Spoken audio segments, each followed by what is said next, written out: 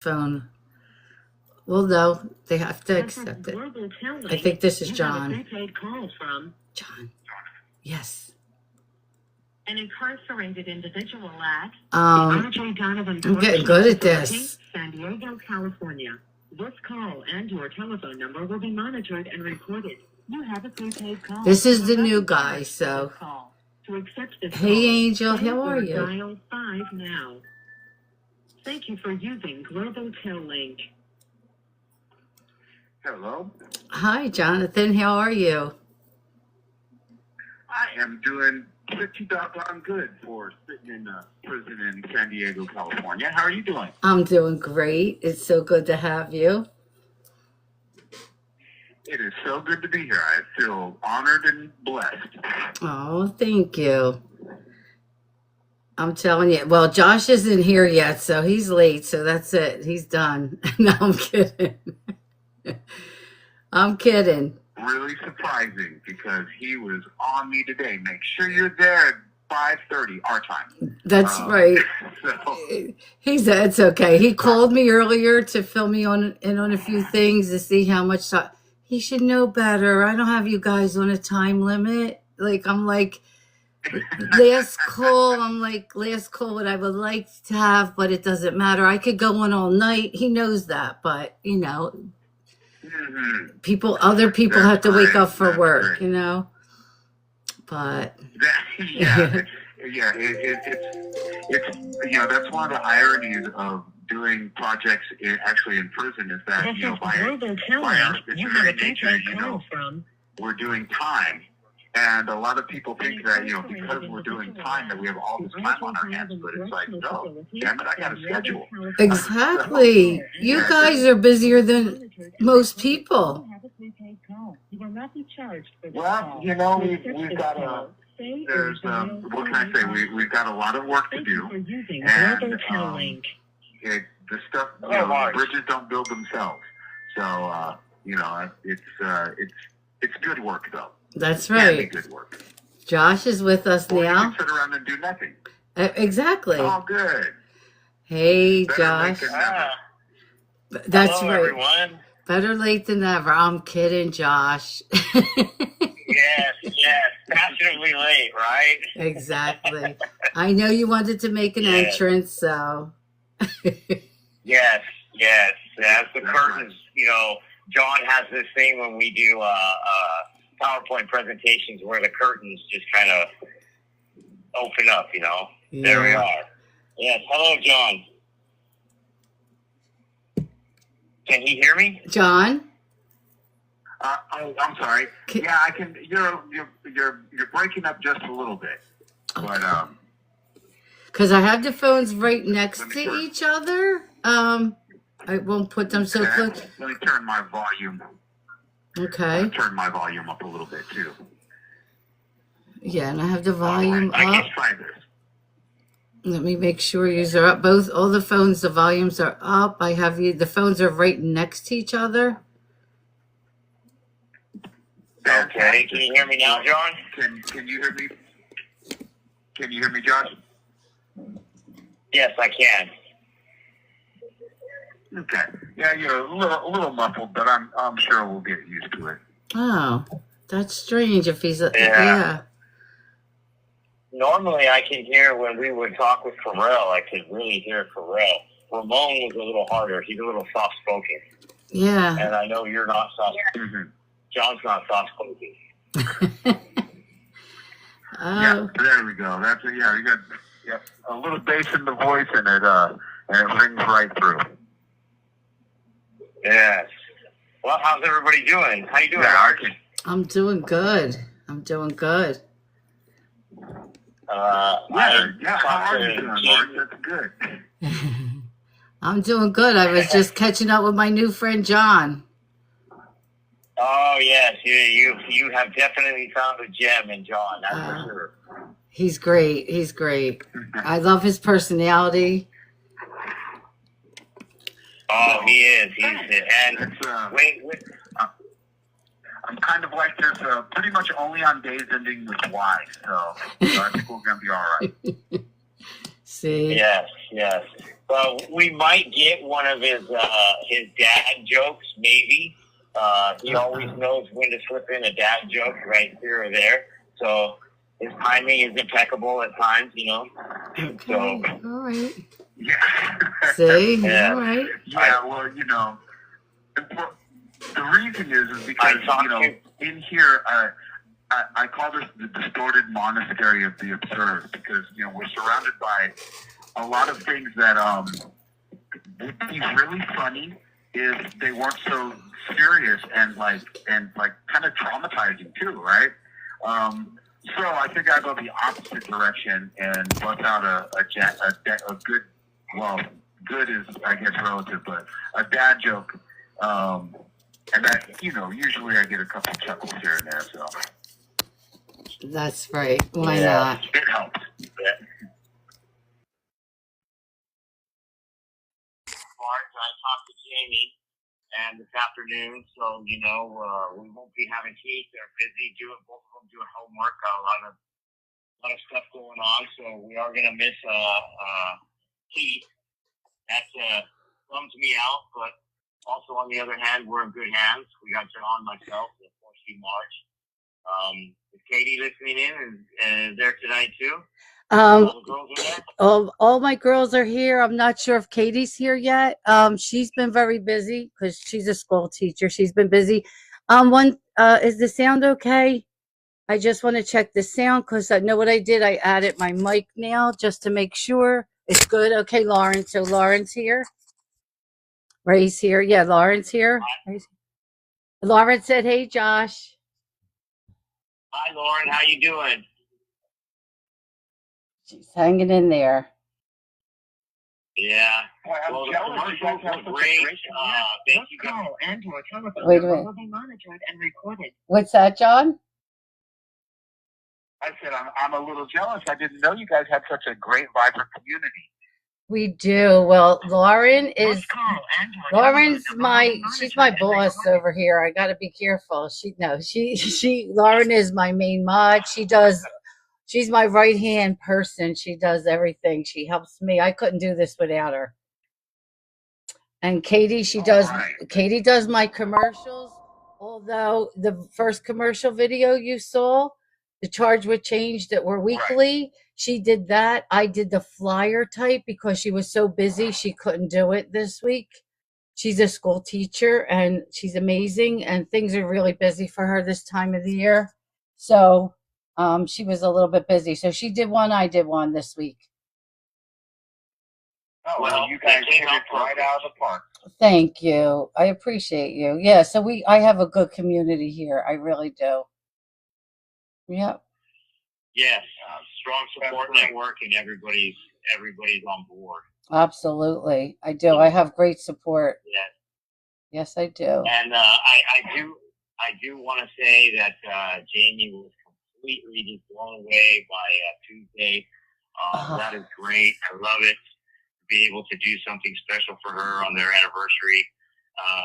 It was really hard for me, Marge, because she was asking me. She said, "You know what's going on?" I said, "I don't know what's going on. I have no idea." And I knew, and she's like, "Nah, you know something." She's like, "What can I do for Keith?" And I was like, "Well, you can do this, you can do that." And I'm thinking, "Oh my gosh, she has no idea." It was so great. I know. I was so happy. I was happy we did something for her and Angel and myself. We got to get flowers for her, like that we could help somebody, like because you know Keith's in there, so we can help somebody out here, you know, to make his wife feel special. And you know, Jamie means the world to me. You know that. Yes. And so does Keith. Keith is like, that's my guy. That's my guy. He means so much to me. Yeah. I told her, How great. you're going to see me in California the day he gets released. I'm going to be outside those gates. I told her, and she's like, you better be. That's the first time I'm going to be in California in my life. I promise that. Oh, yeah. I've never been to California, but the day he gets released, guess where Marge is going to be? Right there. Well, yeah. That'll be worth a trip. What a wonderful reason to come to California. That's right. Hopefully it's sooner than later. That's right. There's a bunch of new stuff coming to the pipeline for him. So hopefully There's a new commutation resentencing stuff coming out that we had talked about before. I know. I heard. That's going to help. I heard. Yes. Yeah. So make sure your overnight bag's ready because you never know what can happen. That's right. You're not kidding. I could be ready anytime. Yeah. I can be. My daughter, she's here. She helps me with a lot. So she said she'll handle things here. I could be out there. So. Well, that's good. Because I know he would enjoy that, and that would mean something special. Oh, absolutely. Yep. So it really does. Get started? So yes, we are ready to start. Everyone's excited about this live. So everyone knows. Well, mostly everyone knows Josh, of course, because Josh has been live with me a few times. Even times where I needed him to explain things. I'll be honest with you. I called Josh a few times. I texted him and said, Josh, I need you to come live with me. I need you to explain what's going on with like the Menendez brothers. I really did. I need him. And Josh just jumps on for me, I have to say. Josh is always there when I need explaining, and he is. So mostly everyone knows Josh. But I told him we have a new friend now, Jonathan. So Jonathan is joining us now. And I told him I loved your personality from my first message. When I was telling him how busy I am, and he said to me, so what you're saying is I should call you in the middle of your live. That's what he said to me, Josh. And guess what? I loved it. And you know what I said? Do it. And I'll stay live and I'll just talk to you. That's it.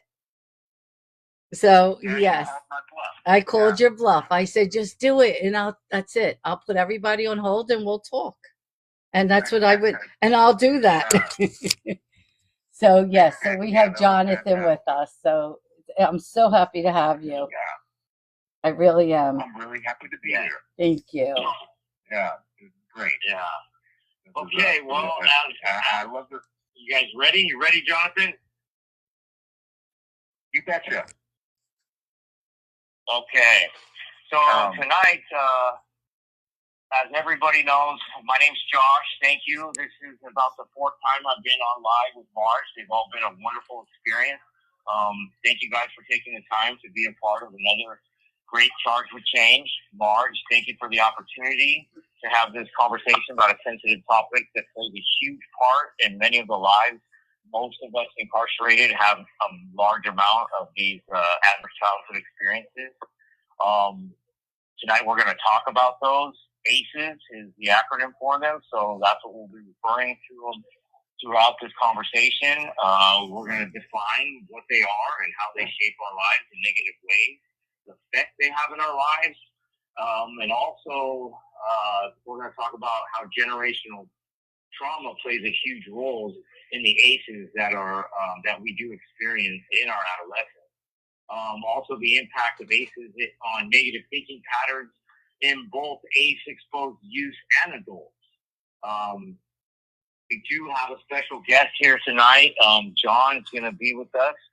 Jonathan Marvin. I met him when I first came here to Donovan about 8 months ago, and we just hit it off right away. He is an extraordinary individual with a profound depth of knowledge about just recovery in general. He stays on point with understanding, keeping up with the times. This call and your telephone number will be monitored and recorded. A lot of this stuff, he's going to share with us his personal experiences and also a lot of his knowledge about ACEs, generational trauma, and trauma-informed care. That's another huge part of it. So there's going to be a lot we're going to talk about tonight. And he's also a lead facilitator and creator of integrated peer health education program here at Donovan called IPHED.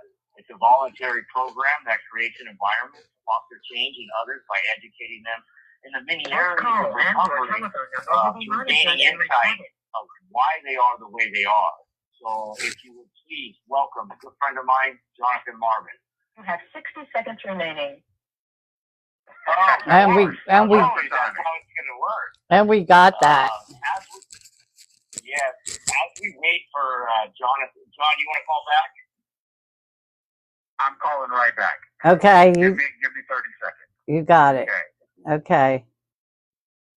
As we wait for him to get back online here. If you guys aren't familiar with what adverse childhood experience is, John's very good at explaining these things on the more technical side. I'm kind of the nuts and bolts guy, just through my own experiences and educating myself about them. So we're going to cover what those are and give description of them. We also are going to go over what these ACEs are. There's 10 of them. And we're going to do a little fun interaction when we go over these ACEs and see if maybe you guys can relate to them yourself or know somebody who's affected by these ACEs. Also, how these ACEs kind of give a glimpse into the predestination of becoming incarcerated. Also, what these risk factors are, how the physical effects of them, and what generational trauma is. John, are you back? I'm getting ready to accept it. There we go. He's back now. All right. Here we are. He's back. Okay, what I missed? There we are. I just went over how we were gonna, run through some of the stuff, and the last thing You have 60 seconds remaining. was what can we do when we have this break generational trauma. But as I call back, John, if you would give us a little bit about yourself when we get started, so we can know a little bit about you. Sure. Okay. So while Josh is logging off and logging on, a little bit about myself. So I am. Let's see.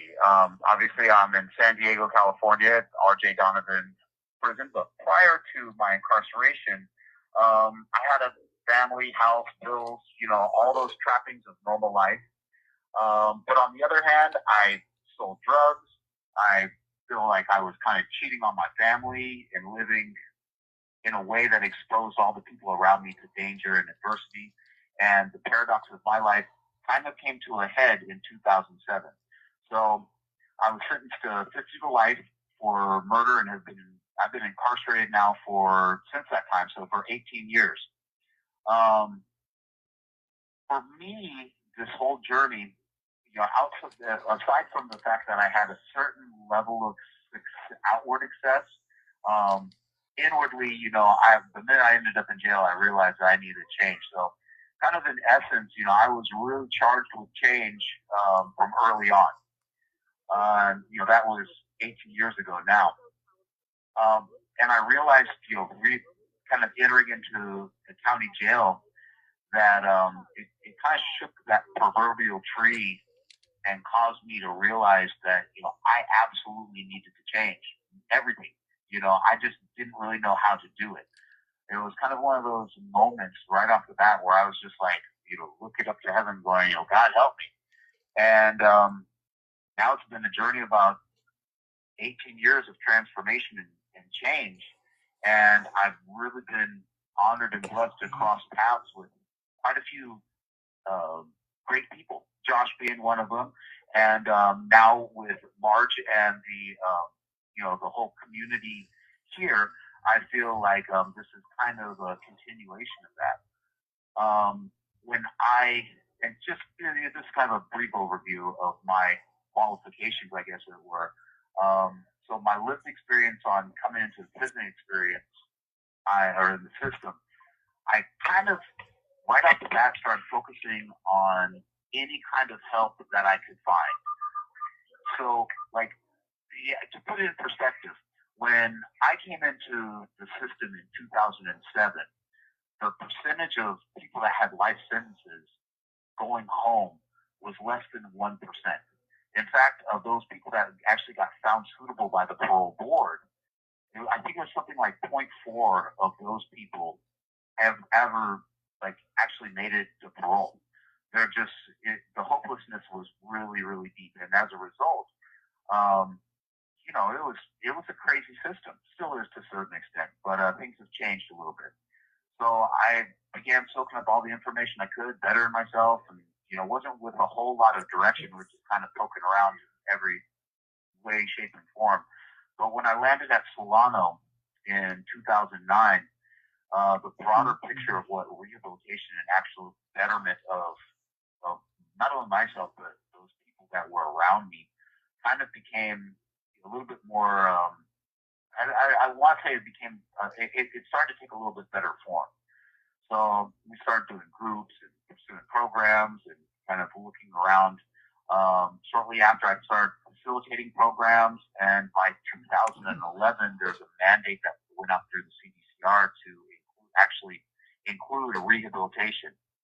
And so, we kind of got tasked with, because of my work already facilitating groups, I got tasked with working with a clinical psychologist to assist in compiling the foundation of what would become our Integrated Peer Health and Education Program, or IPEP. That was way back when. It opened a door that allowed me to kind of learn the ins and outs of what evidence-based programming, like actual data saying that this is good stuff, looks like. And so, cast a wide net to see what we could really catch with the program. So if you fast forward to 2017, CDCR, the California Department of Corrections and Rehabilitation, started a new project to educate, actually, I won't say even to educate, but it was a rehabilitation project to bring a diverse group of people together on a lower level, a lower security level. So they opened up a yard here called a non-designated program facility, where they just put everybody that wanted to be engaged in rehabilitation programs on the same yard together.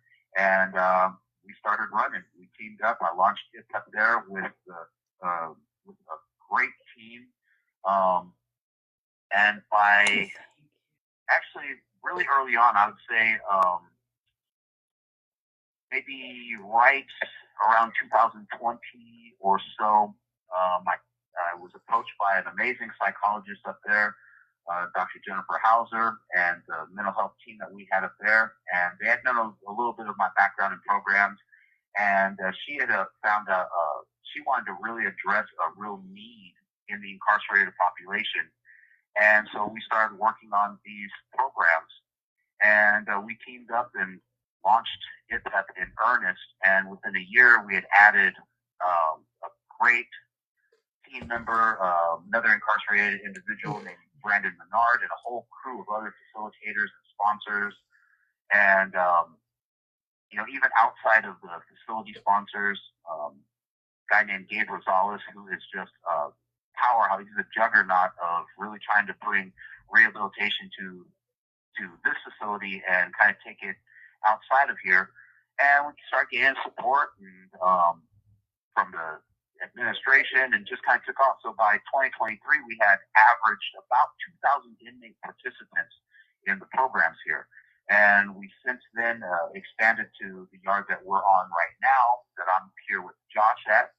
And we just continue to kind of move forward. And by grace, here we are talking about some things that are super important. And, none of this would really be possible without folks like Josh and obviously you, Marge, now, and all the people kind of taking an interest in really what makes things tick in here, and how can we can better our community out there while being in here. So, I don't know. I think I covered everything in a nutshell as far as like my role in doing some of this stuff. Did I miss anything, Josh? No, you're right on point. Yes. I do want to ask, Marge, is he breaking up on your end? No, not at all. I don't know. Okay, This call and your telephone number. You know what? Let me move your phone on the other side. Maybe the phones are too close, but it's not breaking up at all. No, I was kind of doing that earlier when I talked to you earlier this afternoon. Yeah, I don't know I just want why. to make sure everybody else can hear him. The good thing is that if we lose one of us, and especially if John, you can hear John has he's really Right. drive home his point. So. And it sound like, so both of you sound fine to me in the chat. Does it sound fine for everybody there? Let me just make sure, because I know they will let me know. They would absolutely tell me. And while we're waiting for them to answer, just so you know, yes, it's fine for everyone. And Josh, yes, sound is fine. Jamie joined. Jamie's in the chat. She just joined. She said, hello. The sound is fine. Okay. I hear, Jamie said she hears everyone loud and clear. See? It's very clear for us. Wonderful. Mm-hmm. John sounds like he's underwater, but that's fine. Yeah, and that's, as long as everybody else can hear. Yeah, you're clear. John's clear. I don't know what's going on. Like on that end. Yeah. I think it's just between Josh and I, and I think if I get closer to my door, I could probably hear him yell from across the hall. You know, it's a shame that you aren't allowed to go you can't stay in a cell together, just for something like this. We tried that once. They said no. Yeah, I believe it. And plus, I would drive Josh absolutely crazy. Who do I have to speak to? No, I'm kidding. Yeah. Well, how about this? We're just going to work on coming home, and then we can do this on the other side. Exactly. Exactly. Yeah. Josh, your friend Jamie said something. You need to trim your ears. She's coming for you. She's coming for you. And I have a friend of mine, John, Paige. Her husband, Joe, is on Yard A. And he might be listening. Joe might be listening tonight because he calls in and she has him on her phone and he listens into my lives every Thursday. Well, that's great. Mm-hmm. We're Yard A. Joe the very, very best. Mm-hmm. Yeah, because we're actually trying to expand our program to get onto that yard over there. It's a little tricky, but we have some. I tell you, sometimes having worked in the Department of Corrections with our administration, sometimes it's been really challenging. We've been fortunate here that we have a few guys on the team in our administration that have great vision. I mean, our public information officer, his name is Lieutenant Garvey. He's got he actually sees the benefit of the work that folks like myself and Josh and the host of other people that work with us with our program here. He's one of those few people that actually has a vision for this call and your telephone number will be monitored and recorded. So we've been really fortunate to have a few of those guys that are the CEO of healthcare here. He's another guy that's just his last name's Pandraz. He's just another guy that just has a terrific vision. So the culture is starting to change, but it takes a while. It takes a while. So I really feel fortunate and blessed that we actually get to share this forum with you, and that you have folks on other yards, even at this facility, that can listen in and hopefully gain some benefit off of this too. Absolutely. Yeah, we're coming. Okay. It's a slow process, but we're doing it. That's right. Yes, I can't agree with you more, John. We are at the forefront of change in CDPR. We're doing things that have never been done before with IPEP. And I know you guys don't understand behind the wall when we go. So we take these classes. We have to have passes and all these types of things. And we're actually getting the administration to work with us to understand change and trust in us that we are trying to change not only ourselves, but the culture, and that takes on their behalf as well. So I'm so glad you're listening. If you are listening, Joe, good things are coming down the pipeline here, Donovan. I know it doesn't seem like it, but we are trying to get over there, like John said. So, welcome. Sounds good. Well, Josh, I know Marge. Go ahead, John. Yeah, go ahead. Oh, I was going to say you touched on something that I think is important too, and that's something that I think that a lot of our listeners tonight might not be aware of is just how challenging it is to do some of these programs to even just get some of the education to better ourselves on this side of the fence. So, sometimes I know that it gets lost in translation too, because like myself, Josh is the guy. You have 60 seconds remaining. I've been in prison a number of years, so sometimes the actual experience of us, pulling the resources together. This call and your telephone number will be monitored and recorded. I'm going to let Josh talk while I call back. All right, sounds good.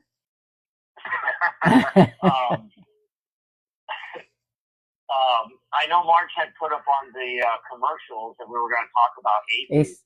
I do ask you guys if you've ever heard of ACEs, if you're familiar with the term, and if you were able to look up anything that had to do with what an adverse childhood experience is.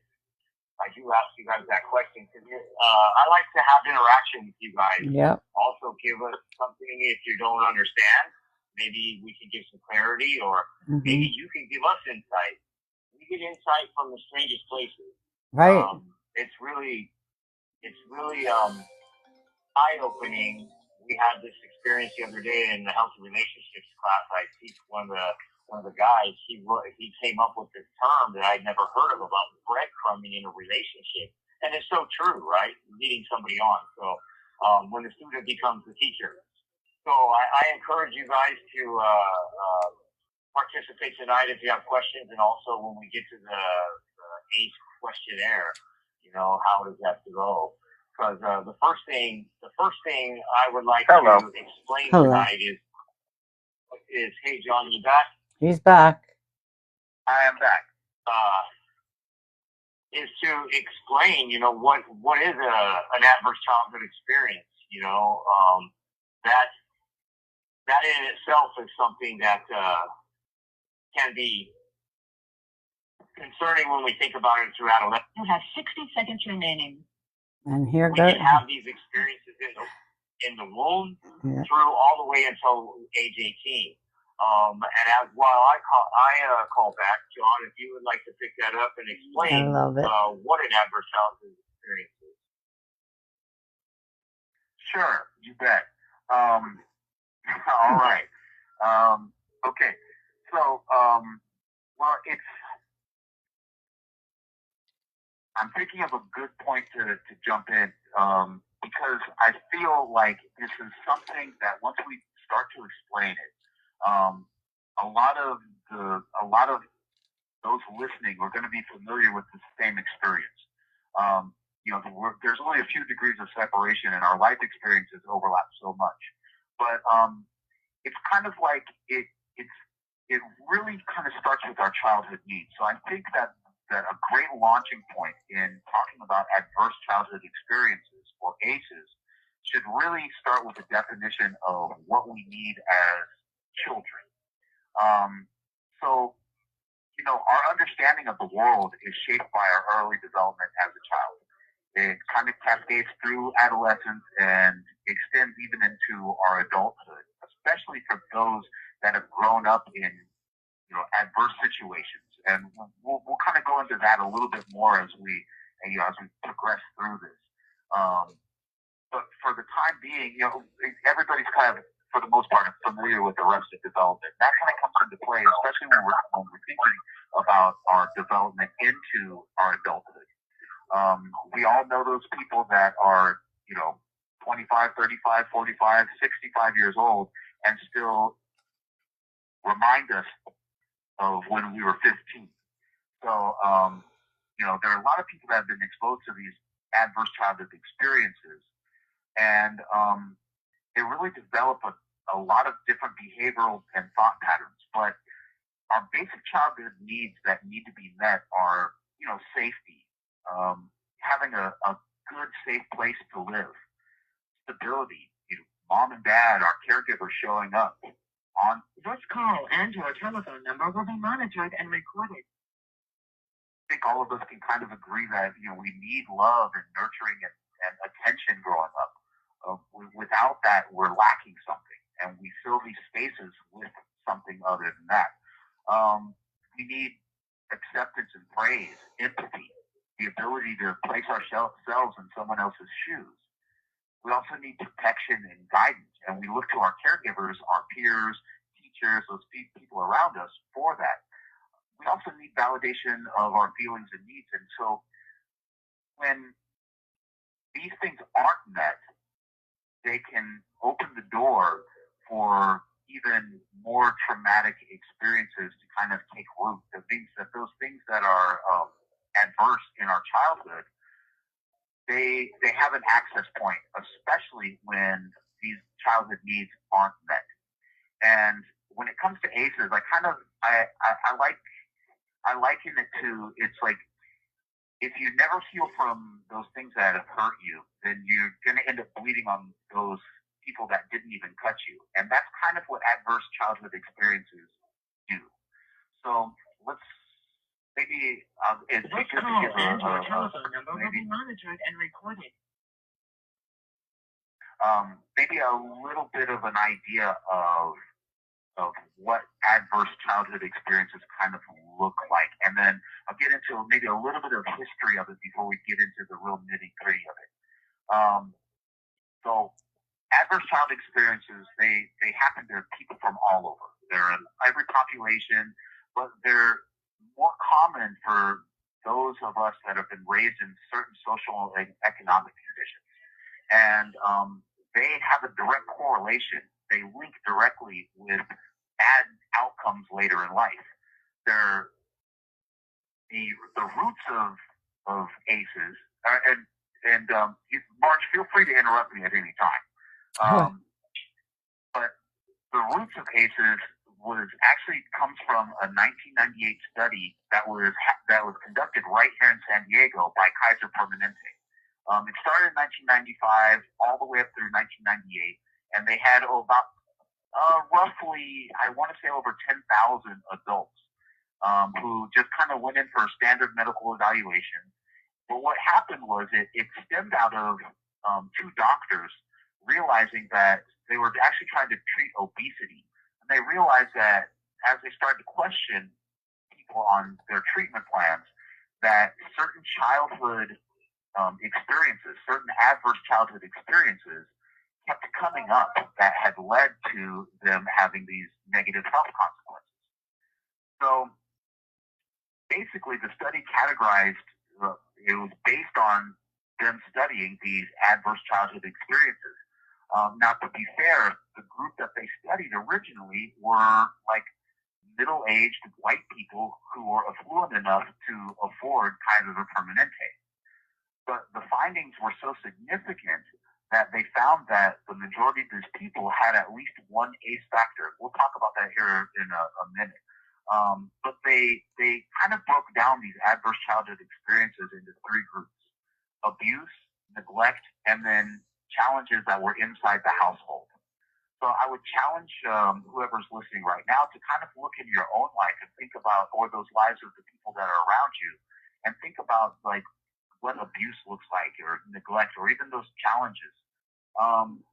So within those three groups, they actually kind of broke it down even more and into kind of encompass 7 total categories. So there was like the emotional stuff, beatings and things like that. Physical. So you have emotional, physical, and also sexual abuse. Then you have emotional and physical neglect. Domestic violence in the household, one of them. Substance abuse, and then mental illness, parental separation and divorce, and then significantly was one of the biggest factors was incarcerated household members. And so they kind of were able to look at all of these things and realize that so many people that had these adverse experiences later in life, and we're talking like bad, poor health and things like that, had the number of ACEs that, led to adult risky behavior, health, and disease and stuff like that. And one of the biggest thing about ACEs is that it really covers all populations. Even though the study was kind of like one-sided, they found that it really resonates across all, it rings true for the majority of populations, not just in our country, but throughout the world. Right. So And John, like, one of my viewers just said also a good point, verbal abuse. Oh, right. Yeah, And verbal absolutely. abuse. Yes, Yep. absolutely. Lisa, absolutely. Yeah. Good point. I like that. Yep. They just brought that up. Yep. Sure. Mm-hmm.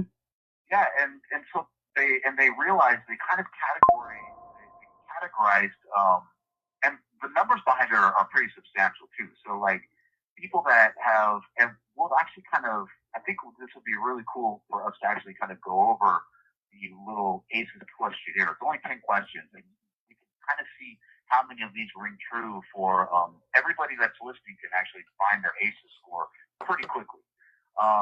But they find that the number of ACEs, as those increase, so do a person's risks for negative outcomes. Like if you have 4 more ACEs compared to those people that have none, you're 4 times more likely to be, to be a smoker or to have poor self-help, poor self-related health. I mean, even all the way to sexually transmitted diseases. And what resonates really well for us is that idea of incarceration. As your ACEs go up, so does your likelihood of being incarcerated. And as you are incarcerated, so does the likelihood of passing on this trauma to our kids, grandkids, and so on and so forth. So it's really important for us to kind of get a grasp, at least get an idea or a concept of how this resonates in all of us, whether we're in prison or outside of prison. So, in a nutshell, ACEs are 10 potentially and preventable traumatic events or circumstances that are experienced as we grow up before the age of 18 that really can affect us negatively throughout the rest of our lives. Josh, you got something you want to add to that? No, because you were cutting out. Did you cover the 3 main categories of the ACEs? Pardon me? The 3 main categories? Oh, right. Yeah. And in fact, so because of like the work that the 2 doctors that actually did the work are Dr. Vincent Folletti and Dr. Anders, and in the end, they actually they went through about 17,000. This call and your telephone number will be monitored and recorded. So the study itself was like one of the largest investigations into, one of the largest looks into like childhood abuse and adversity. So out of this, we've learned that, ACEs are pretty much the root causes of trauma and those like the behaviors that happen after trauma, which is something that we're going to unpack a little bit, hopefully tonight. So that everybody can be an ACE in understanding ACEs by the time we're done. And we're going to include some examples and concepts that a lot of folks can relate to. I mean, we're talking, childhood neglect, child abuse, domestic violence, and just general household dysfunction, whether it's in our households or those around us. Because the exposure to ACEs is so widespread, they were absolutely, they looked at all these forms of abuse and neglect and dysfunction, domestic violence and substance abuse and mental illness and incarceration, divorce, all those things. And like all of these studies have confirmed, like without a doubt, the association between ACEs and that increase in vulnerability to mental and behavioral health issues, and of course, incarceration and things like that across somebody's lifespan. So, there's a lot of risk factors and things that we'll get to go over here in a few seconds. Right. If that makes sense. So, yes. If anybody has any questions concerning what John was saying is, please ask, because when we're going to get to this questionnaire, it's 10 questions, but it's actually put into 3 categories, right? There are groups, 3 main things. And one's childhood neglect, it may be physical or emotional, child abuse, which is physical, sexual, emotional abuse, and also the last one is problems within the household. This is a dysfunctional household. Witnessing domestic violence or having a close friend who used drugs, and family members, stuff like that, with a mental health issue, somebody who's been incarcerated, divorced, a lot of these things that play into it. Because, when we think about the significance, what we're talking about is their common traumatic experiences that occur at developmental stages in our life as a child. Right? And they affect the way we think and the way our brain develops because we're not progressing along it the right way. So they're leading ways of our social well-being, chronic diseases as we get older from the stress, the toxic stress that we had as a child. And to shed some light that they're potentially preventable. If anything out of this whole conversation is, if you're a young parent or if you're young and you're going to have children or things like that, just an eye opener into what one considers trauma, Right. So, right.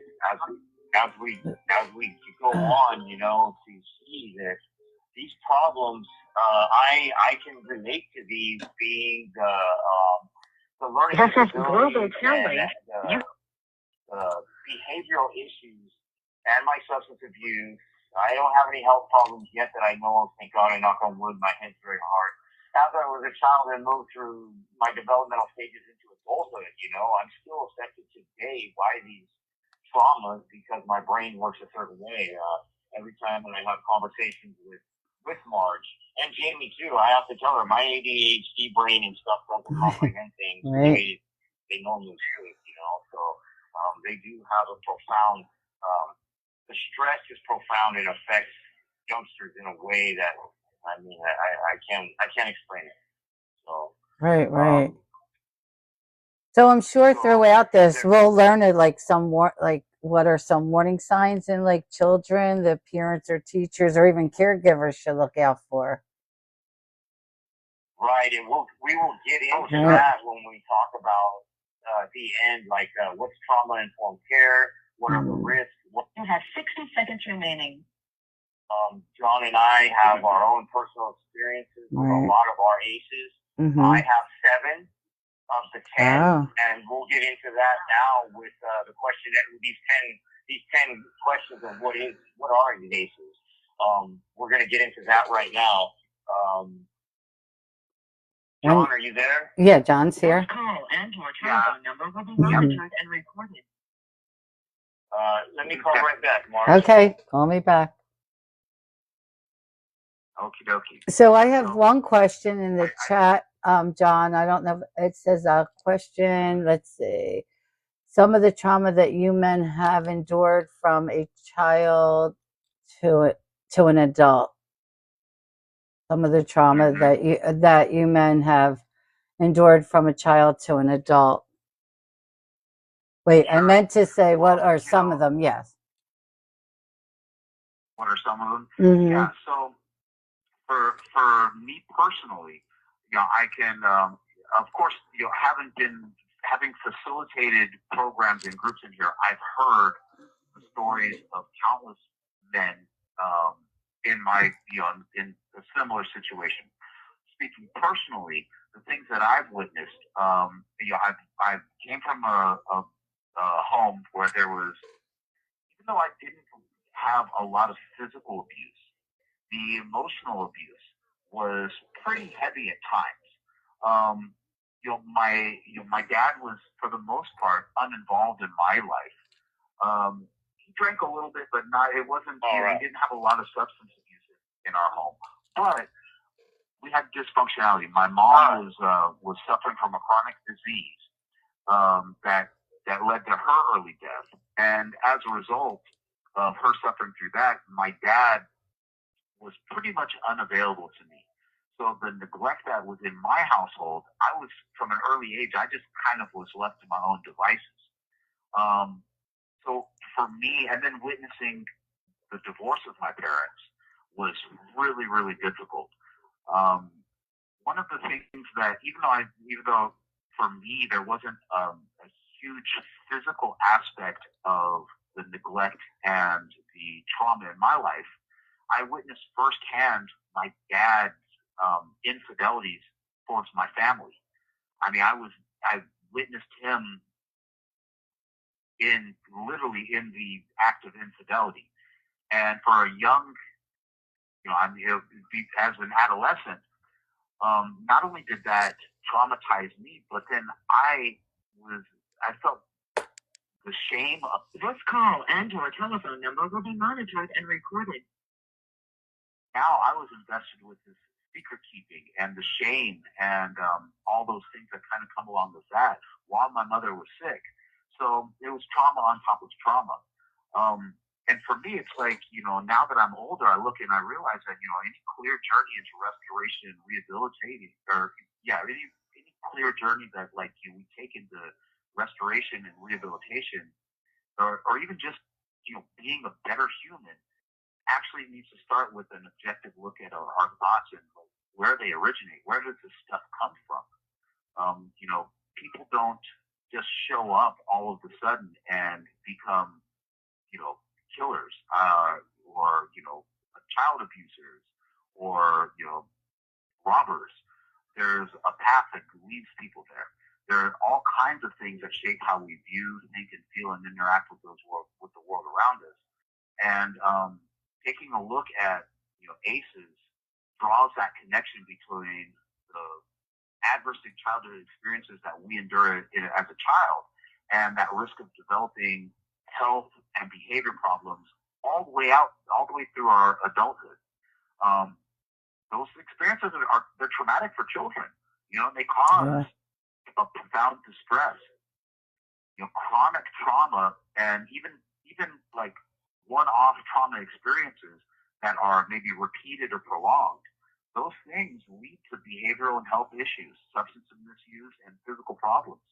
And I've been in this system on yards from people that their names have never been mentioned in a paper to I've worked with the Menendez brothers for years on the other yard. So I've seen everything in between. And I can tell you that the result of childhood trauma and the effect on, our justice interactions, just from a lived experience, are huge. So, I guess we could probably talk about how ACEs are measured. And if that's all right with you, maybe we can go down this questionnaire. Josh, are you back? Yes, I am. So if that's the case, I think that's what we need to do is go down this questionnaire. If you guys don't mind to see, and also while we do this, just count on your hand if you know somebody or if these resonate with you.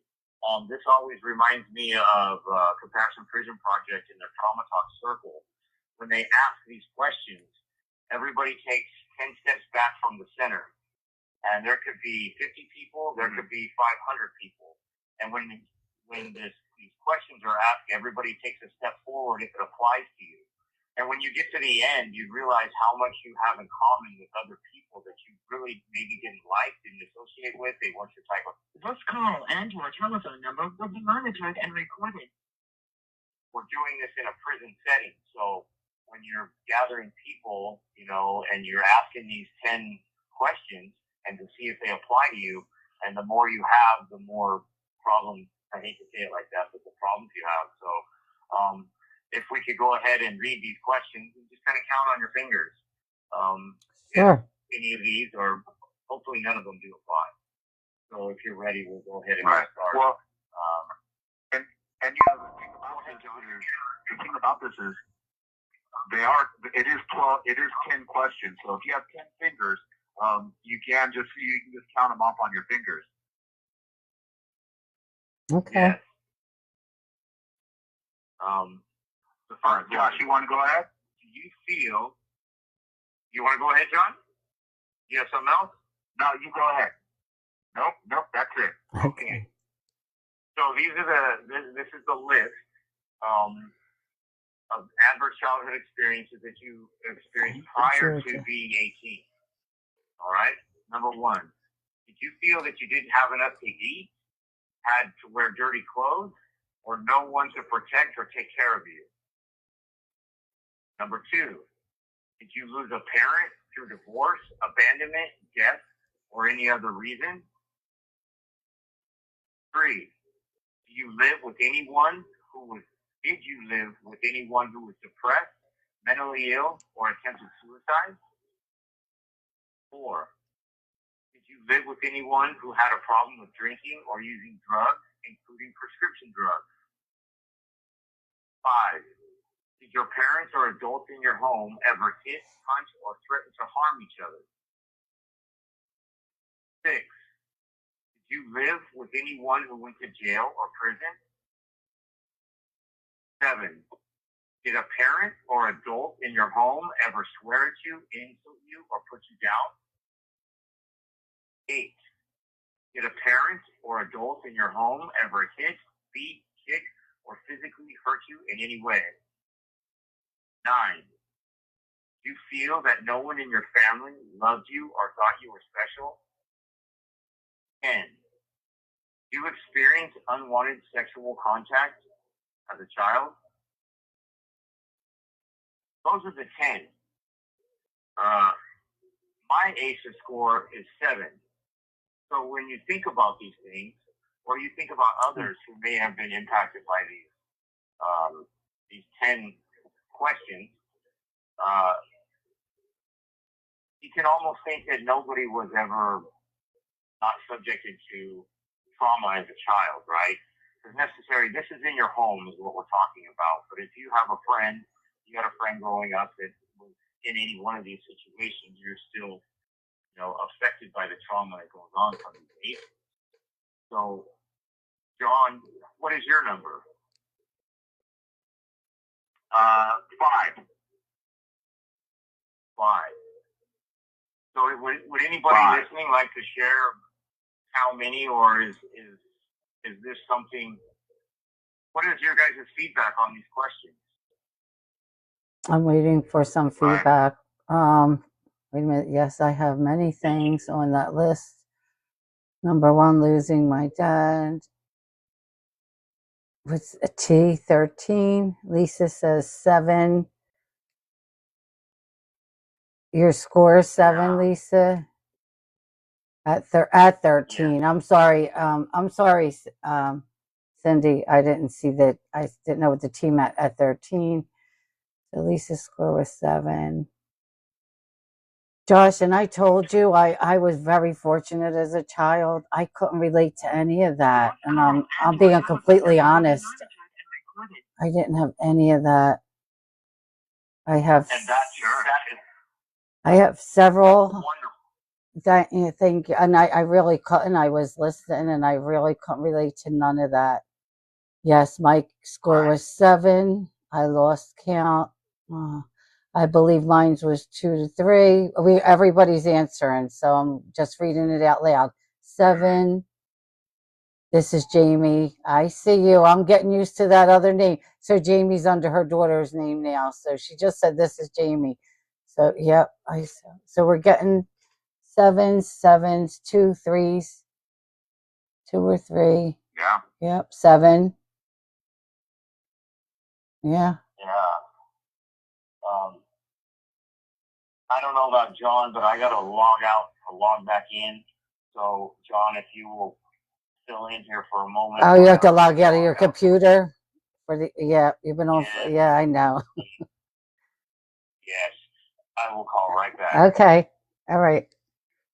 Go ahead. When you're on for an hour or something, you have to log out and sign in.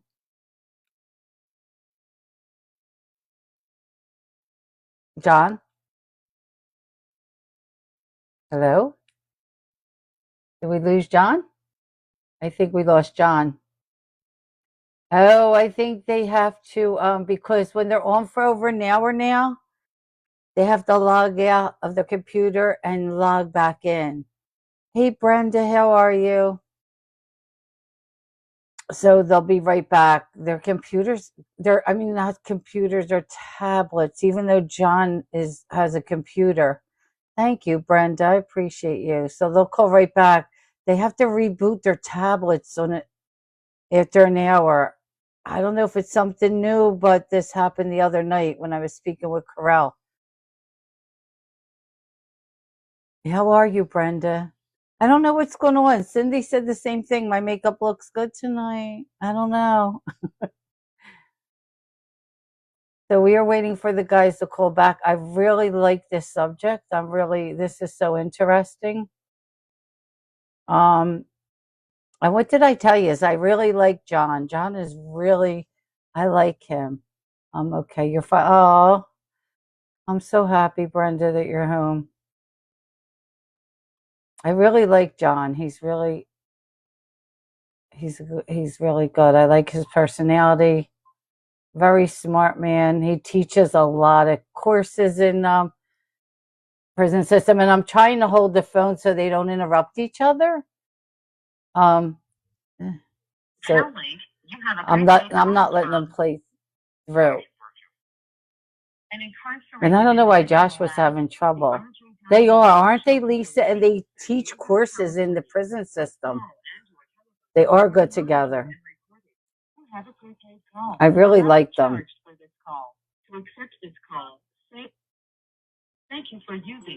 Here we go.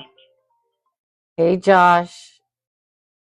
Hello. I think we lost John too at the same time. So I guess his did the same thing. He's calling right back now. Okay. So we're still on the 10 bases. Correct? Yes. Mm-hmm. Yeah, because he went out the same time you did. Yeah, it only allows us an hour. Then we have to log back in.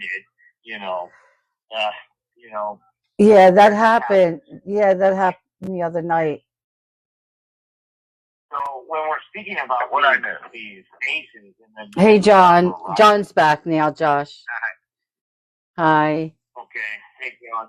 When we talk about these, John has a little bit better insight and knowledge about the number and what happens when you have more than 4 and stuff like that. But as you guys can probably see in the lives, that we all share a lot of things in common, and that trauma, that we are affected by trauma. We've had traumas in our lives that, potentially change or alter the way we think about ourselves, those around us, and the world in general, and led us maybe down paths. And if you've never been incarcerated, maybe you had unhealthy relationships or struggled with anger issues or behavioral problems in school. How did you learn? All these types of things. And when you start to think about, how do they affect your life? The ones that really stick out to me, my mother was a prescription drug addict. So I saw her medicate with prescription drugs. And that really, when it wasn't until later on in life that I realized I didn't even realize she was a prescription drug addict until I came to prison and started doing work on myself and realizing that no child should tell mom to take her crazy pills so she can relax because she's freaking out, right? Mm-hmm. So, but then I realized that, that's why I turned to drinking. I turned to drugs. I turned to unhealthy relationships with people because to feed myself, to kind of in a way medicate myself because I didn't know how to express my emotions or how to feel the way I feel. And that's where a lot of my problems came. And also when mom would swear at me and put me down, tell me all these negative things about me, I began to believe these things. And those two really stick out.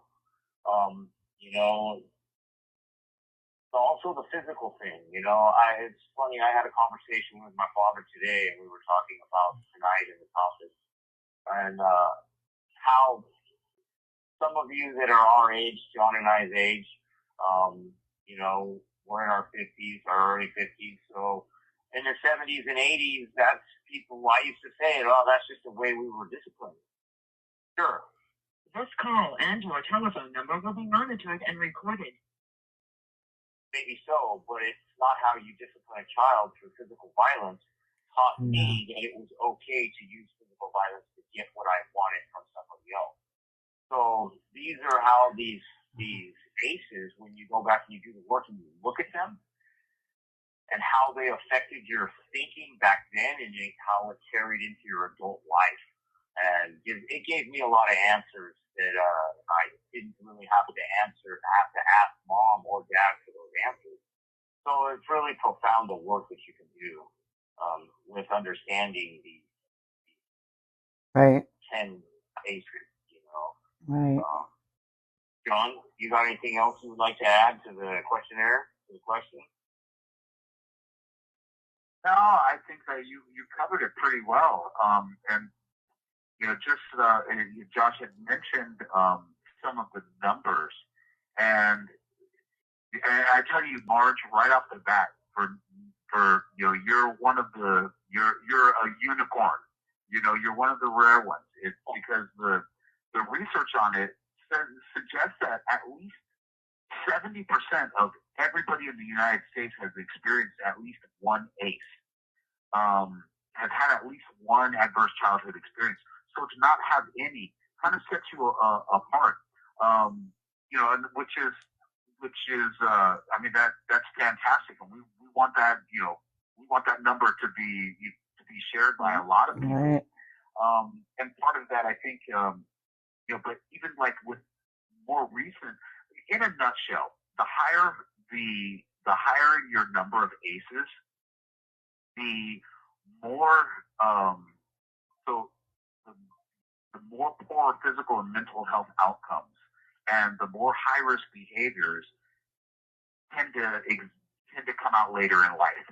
I mean, everything from like smoking and binge drinking to substance abuse, and if you don't have that adversity in your life, you know, you don't tend to face as many of those high-risk health behaviors or, you know, physical and, you know, behavioral health outcomes. But everybody's different, and this call and your telephone number will be monitored and recorded. For me, because of witnessing the abuse in my household towards my mom, and then, you know, the emotional neglect that I personally had, I'd always feel like I grew up feeling that I had to overachieve. When you add that to a level of criminality, that means at a young age I was stealing things, I was vandalizing, and it doesn't. Mind you too that I hope that it comes through that it doesn't matter the level of intelligence or lack thereof. It really matters the level of trauma that one experiences and how that's played out. And in a little bit we'll talk about like some of those risk factors and also some of the things that kind of buffer that, and why some of us can have say like an ACE score of 7 like Josh has. And where, you know, he's in prison, and somebody can have a 9 that's listening right now and never had a run-in with the law at all. There's a lot of dynamic factors that come into play. Right. But you know, yeah, I mean, and John, like I'll tell you, like, so this is like, so I'm married like 48 years to my husband. We met when we were 15, and we just celebrated September 10th. 48 years. And you know, yes. And when I started covering this young boy on here that is missing. He's still missing, 1.5 years. That's what brought me onto TikTok. Autistic. He went missing from his home, just vanished. No sign, still no sign. So the signs led that there could have been foul play by his parents. So one day I was talking about it to Christy, and Christy's my daughter, by the way. I went in the living room and we were talking about it, and I said, I don't believe, it looks like the mother did something to him. And oh my God, my husband lost it. Because this is what he said to me. How could you say that? Parents don't hurt children. Parents don't do this to children. What's wrong with you? You know how we raised our children. He still lives in a blinder where parents don't do this to children. What's wrong with you? He was so upset with me for even saying what I heard on here on my platform, because he doesn't watch the news. He doesn't watch TV. He watches YouTube. He collects coins. He watches that kind of stuff. So he doesn't do this anymore. And Josh knows this. He's still young, but he has dementia now. And I take care of him. And he just forgets things. But he was so upset with me, John, that I accused that a parent could hurt a child. It's because we didn't grow up. So meeting him at 15, his parents were like my own parents. He came from a great family. They were from Italy. They took care of they did everything for us. They were great. And we had very good families, and our families were one. We were joined. Like our parents did everything together. And I'm telling you, he thought I was horrible. Because parents don't hurt their children. Parents don't do that. Sure. He yelled at me.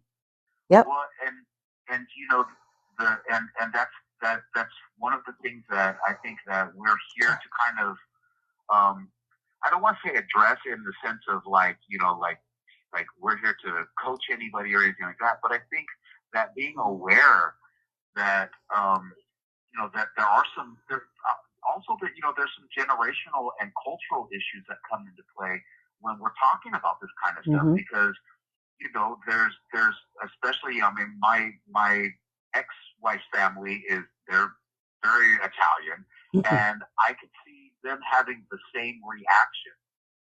Okay, yeah. But I can also see the traumatic effects of some of these generational aspects of trauma coming through too, Right. I mean, everything from even like negative thinking patterns, right? There's like those, the repetitive negative thinking, right? Like worry and rumination, obsessions, things like that, right?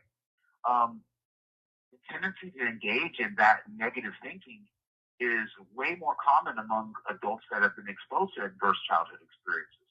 When you're exposed to those kind of things, it isn't that far of a leap to say, well, those, the parents of somebody that are missing could have been a part of that had they been, now I don't want to, I know nothing of, of the case that you're talking about, but I know the tendency to engage in negative thought patterns and where those kind of things can stem from. And when you start, unfortunately, we keep a lot of this stuff hidden.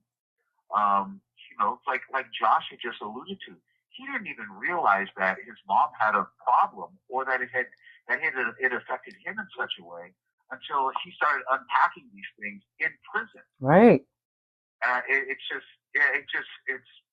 crazy because these adverse childhood experiences that we go through, the neglect, there's some real overt ones, right? Like if your mom or dad beat you every single time you bring home a CD, then that's pretty in your face. But the ones that aren't quite as in your face, the prescription drug issues, things like that, or just witnessing your dad having an affair and having to keep it a secret from your mom, and things like that. Those are those root causes of trauma, and some of the resulting behaviors. They include examples and ideas that a lot of people can relate to. Childhood neglect and abuse, domestic violence, the dysfunction, things like that, right? And then there's all these risk factors that actually increase the likelihood that we're going to be exposed to ACEs.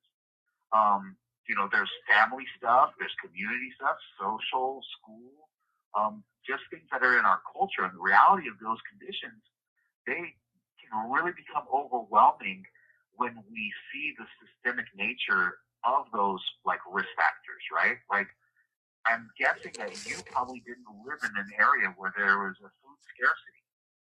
No. You know, some of us never went through poor housing. Right. A lot of the people that we've come in contact here have all the check marks. I mean, they've had, you know, poverty, they've had a lack of education. All of these things add up, and when there's actually like remnants of historical trauma on people. I mean, we're talking past experience like slavery and colonialism and racism. Those things can get inherited across generations. So it really is kind of a trip when you start looking at it. Now, like I have to be clear too that not everybody, and the fact that you have listeners right now that are saying, yeah, I haven't had I got a 7 or a 9, a 9 out of 10, just shows that not all children who experience ACEs develop problems in life. Right. But there's a lot of factors that determine the likelihood of exposure to these ACEs. So, you know, and the problems that happen in life as a result. So, yeah, it is something else. I'm gonna call you right back. Okay. I'm getting kicked off right now. Okay. All right. Okay. All right. Okay. This is a really good topic. It's really very interesting too. So how's everyone doing today? I see you, Jenny.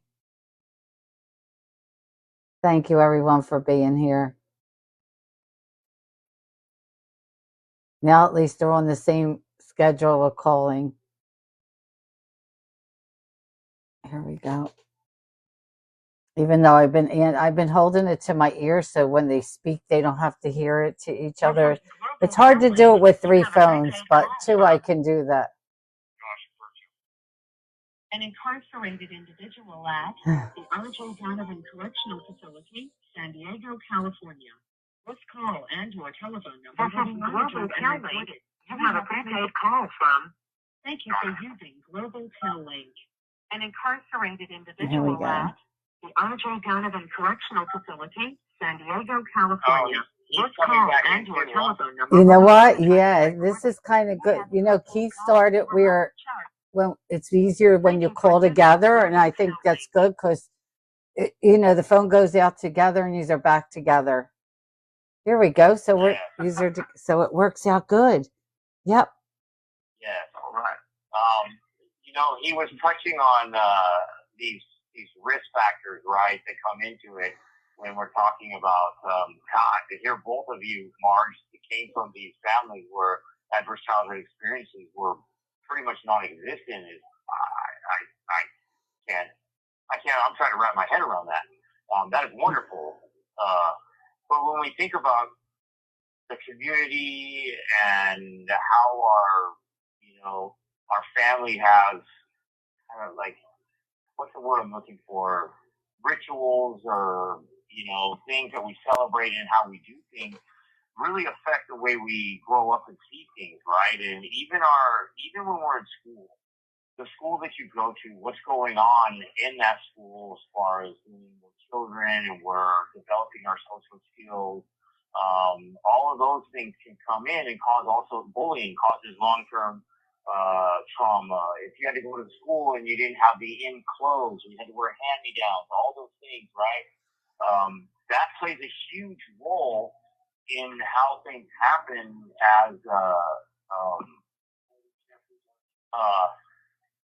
child, right? And even society's norms. You know what I mean? Like what is going on from where you grew up versus I grew up. And I grew up in a small town, so I didn't live in a place where, let's just say Main Street divides, the upper side to the west side. I don't know, because I'm not from the city. I hate straight lines. But, all those things come into the society and the culture that's around you. I think you did say you were from Jersey, right? Well, I grew up in a city. I moved to New Jersey after, I lost my son, and when I moved to Christie to help her out. But no, I grew up in a city. I grew up in South Philadelphia, in Pennsylvania. Yeah, that's that's even crazier that you don't have any, friends or anything like that, because, all of this creates a bigger risk to becoming incarcerated. It's like a pipeline to prison. So when we think about these things and the attitudes and practices that are linked to this and what society's attitude to normalize what these things are, in my household, I thought it was normal for people to take drugs to feel better, realizing that this is medicine. That's what I was told. Right. So these things have a big, big effect on how we look at things, and not just what's going on in our home, at school, if we're playing ball, those types. There's so much that goes into it. Right. And then we, as we move out of those things, and we are now into adulthood, and we've been dealing with toxic stress from childhood trauma. We have all these things now as older adults that you don't even realize that it stems from stress from childhood, And there's many different things that can have physical effects to us associated with these ACEs, community factors, family-related, childhood experiences. Also, even to think about this, when the pandemic came, This call and your telephone number will be monitored and recorded. We saw trauma almost on a daily basis for the first 9 months. As a child, imagine seeing that. Imagine the streets shut down. We were in prison, so we didn't get to experience that. That's to be traumatizing, about maybe you wear a mask all the time. Maybe now you don't go to public places. You're afraid when people go to the hospital. All these things affect us as children in ways that, I guess we're going to see as these kids get older and things come from that, Even when you have hurricanes. Right. All that type of stuff. Those are traumatizing experiences that add to the stress of growing up if you're even already at risk from a dysfunctional home and those things that are going on in there. So, and toxic stress is one of these things, that we don't think about as we're children, right? Right. And this is where John can get into all the hormones and all that crap that goes This on in our call and brain. your telephone number will be monitored and recorded. But we get this stress, and we learn to have these different types of responses that we learn to cope with these things as maladaptive behaviors. These things that come into understanding how our brain works now. I understand it a little bit, but we may be experiencing these things that are triggered by something that happened to us many times over and over again that creates this toxic stress response, and it's the over activation of our stress center in the middle of our brain causing these chemicals to come out, and we're used to that. So these things just have a profound effect in every aspect of our life. It's always negative, and as our brain isn't even developed, by the time, our brain doesn't stop developing until we're 25. And I think some of us, I can say for me, it's still 30, I started to get the picture. But when we're understanding how all this crap affects our brain, it affects us in long-term health problems. John, you want to pick up and explain the brain a little bit more? Sure.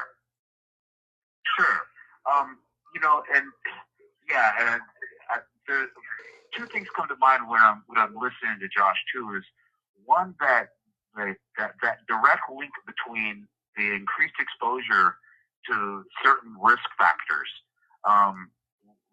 What that means is that as your ACE score increases, that risk of social and health problems also increases. But I also want to emphasize that, that this in no way minimizes people's personal responsibility to just be good humans. we tend to sometimes look at these things and go and just kind of throw a blanket over it, going, okay, well, that was childhood trauma, and the trauma made me do it. But there's consequences for our actions, so I don't want to minimize any of those things. However, we should take a look at some of those things, and because some of them are very real. I mean, the way that trauma affects the brain is just, I mean, it's not even. It sounds complex, but it's not really. I mean, we have, acute stress responses. We have these responses to a single event, like, if we see a threat or something like that in our lives. You see an angry dog, and you have an acute threat response. Here, you see in prison, you see an angry person, and you have an acute threat response. It is, fight or flight kicks in. And it's a very real thing, because we're in a place where we have witnessed many people lose their lives over. This call and your telephone number will be monitored and recorded. And prison itself becomes this call and your telephone number will be monitored and recorded. It's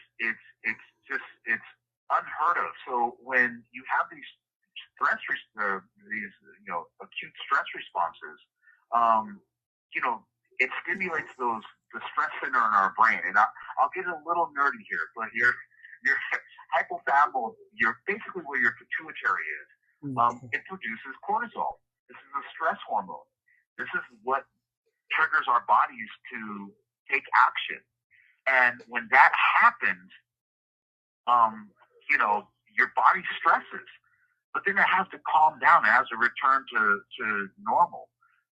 But when you experience these stresses, when you experience these traumas over and over again, if it's as a child or even as an adult in, say, a situation like where we're at, then the stress response allows us to adapt to our daily triggers and kind of successfully navigate these situations.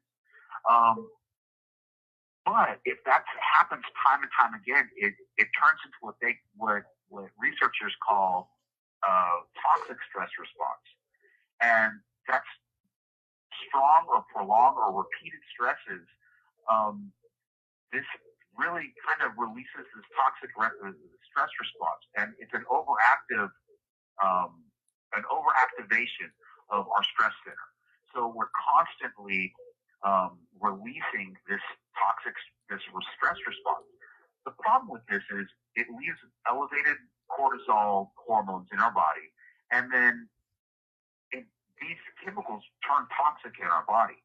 Not only that, but they saturate us to a point where when we actually are faced with a traumatic experience, suddenly our nerves have become deadened to it. I'll give you an example. I was walking with a group of individuals to chow one night after I'd been in prison for about a decade and witnessed unspeakable, just horrors. You see fights, but this particular night, these two guys stabbed an individual on the other side of the yard, and he runs across the yard holding his neck and his stomach. He'd been stabbed so badly that his insides were coming out, and it was such a terrible and traumatic experience to watch. But because we had seen those experiences so often, that this critical pathway, this stress response that we use to understand like how trauma affects our bodies, it just kind of it gets deadened by that, so that we're sitting on the ground because the whole yard goes down. The guards are running all over the place, and we're witnessing this thing, and it doesn't have that fight or flight response triggered like a normal reaction would be. And that's from this toxic stress response building up. It's a negative effect on our bodies now. We see it happening in war-torn areas where, and we see it happening in, unfortunately in some of our city streets. I can talk all about how it gets into brain activity from your prefrontal cortex to the hippocampus to the amygdala and the ventral trigger. It all kind of comes to the same thing. When we witness these things, it affects our bodies in ways that is detrimental to our health. Is that about right, Josh? We'll toss this over to you. Does that sound? Yes. Like? No. You do better at explaining how that works than I do. Because when we think about all these things, and I look back at my own childhood, I didn't know who was coming through the door. Mom was coming home, but which one of her is coming home? So I was constantly in that toxic stress zone. And today, when I understand that, as a child, when our brain is developing, because I try to understand how our brain works so I can understand my own brain and its dysfunction. It really affects our development in ways where, to this day, I still, and John, you know this, and John is my accountability partner, and John is one that I can go to, and he can just say 2 or 3 words to me, Okay. and it just snaps me out of it. Because I still deal with these things. You have 60 seconds remaining. As old as I am, it still affects the way I see things, the way I react to things, and John gets a great job, to reel me back in. That's where social buffering is a term that you have 60 seconds remaining. In the middle of this, my brain is trying to fix something out. I can reach out, and the trauma is reduced into something to where it doesn't produce a negative outcome. And that's where, as we talked about, strong support networks and social connections here in prison are so important. I'm not quite sure about the cortisol, oxytocin, and all that shit that goes on in my brain. I just know that sometimes it's too much or not enough. Right. So, John, you explained that perfectly. I think we're both. Oh, you have to call back. Jenny, thank you. That was beautiful. I never saw that. I know they said there was new gifts. Thank you so much. Hey, Katie. Thank you. I appreciate that. Thank you so much. These guys are so good. They bounce off of each other. I'm telling you. They had this live plan great. They really did. They are just bouncing back and forth. They're amazing. Uh-oh. Here we go. We have that one and we have this one. This is Global Tel-Link. You have a prepaid call from. This is Global Tel-Link. You have a prepaid call from. An incarcerated individual at the RJ Donovan Correctional Facility, San Diego, California. RJ Donovan Correctional Facility, San Diego, California. This call and/or telephone number will be monitored and recorded. You have a prepaid. Thank you for using Global. There we go. Here we go. We're timed up just right. I know, it's perfect this way. I kind of like it this way now. That we're on the same time. Okay. Yeah. That's true. Yeah. Well, I just finished up kind of what we were going over about the toxic stress, John, and the importance of having those around you in a social setting, like yourself. To regulate a lot of the stuff that happens to us that is basically emotional and scarred tissue in my brain from childhood trauma, and to have others, and that's a perfect segue, I believe, into this, John, is generational trauma and understanding what that is, and also how what is generational trauma and how it happens.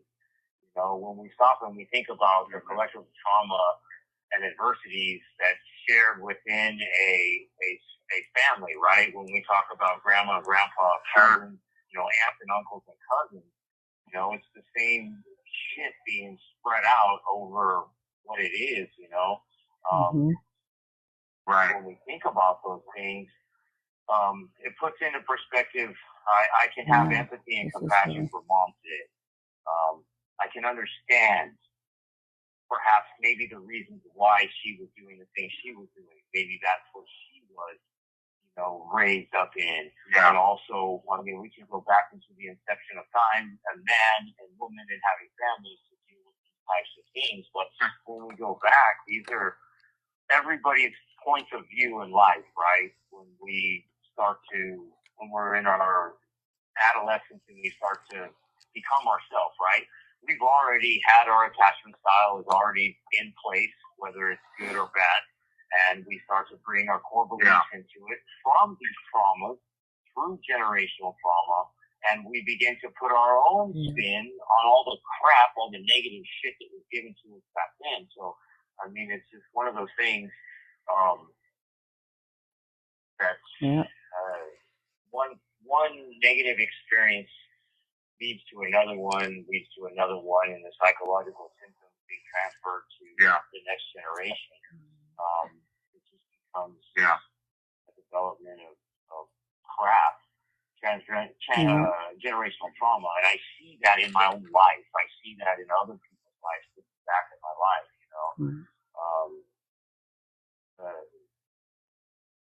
Yep. And Josh, I wanted to let you know, number one. Oh, I'm getting back. Do you have something play? Wait, it was I was getting an echo, but it's good now. Number one, Katie's here with us now. She joined. Hi, Kate. And I told you that Katie is a school teacher. And she just said, as a teacher, we utilize some of the practice of ACE for some behavioral issues within the classroom. Oh, I'm sure. I'm sure that Katie can actually see what a lot of the traumas that we're talking about when she just kind of looks at a child today. I know John and I, when we deal with people today, their trauma responses, right? And it's got to be heartbreaking to see some of the things, that as a school teacher, talking about ACEs, right? With being withdrawn. We have a lot of those. What does that behavior look like, right? This behavior is because of X, Y, or Z, and when you see that, and that's got to be heartbreaking as a teacher to understand. But that's actually really good, Katie. When we get into the trauma-informed care, maybe you can enlighten us on how you deal with some of that stuff. When we get to that point, that's where we're at today in prison, is understanding trauma. That that goes hand in hand with all of this, with all these ACEs, right?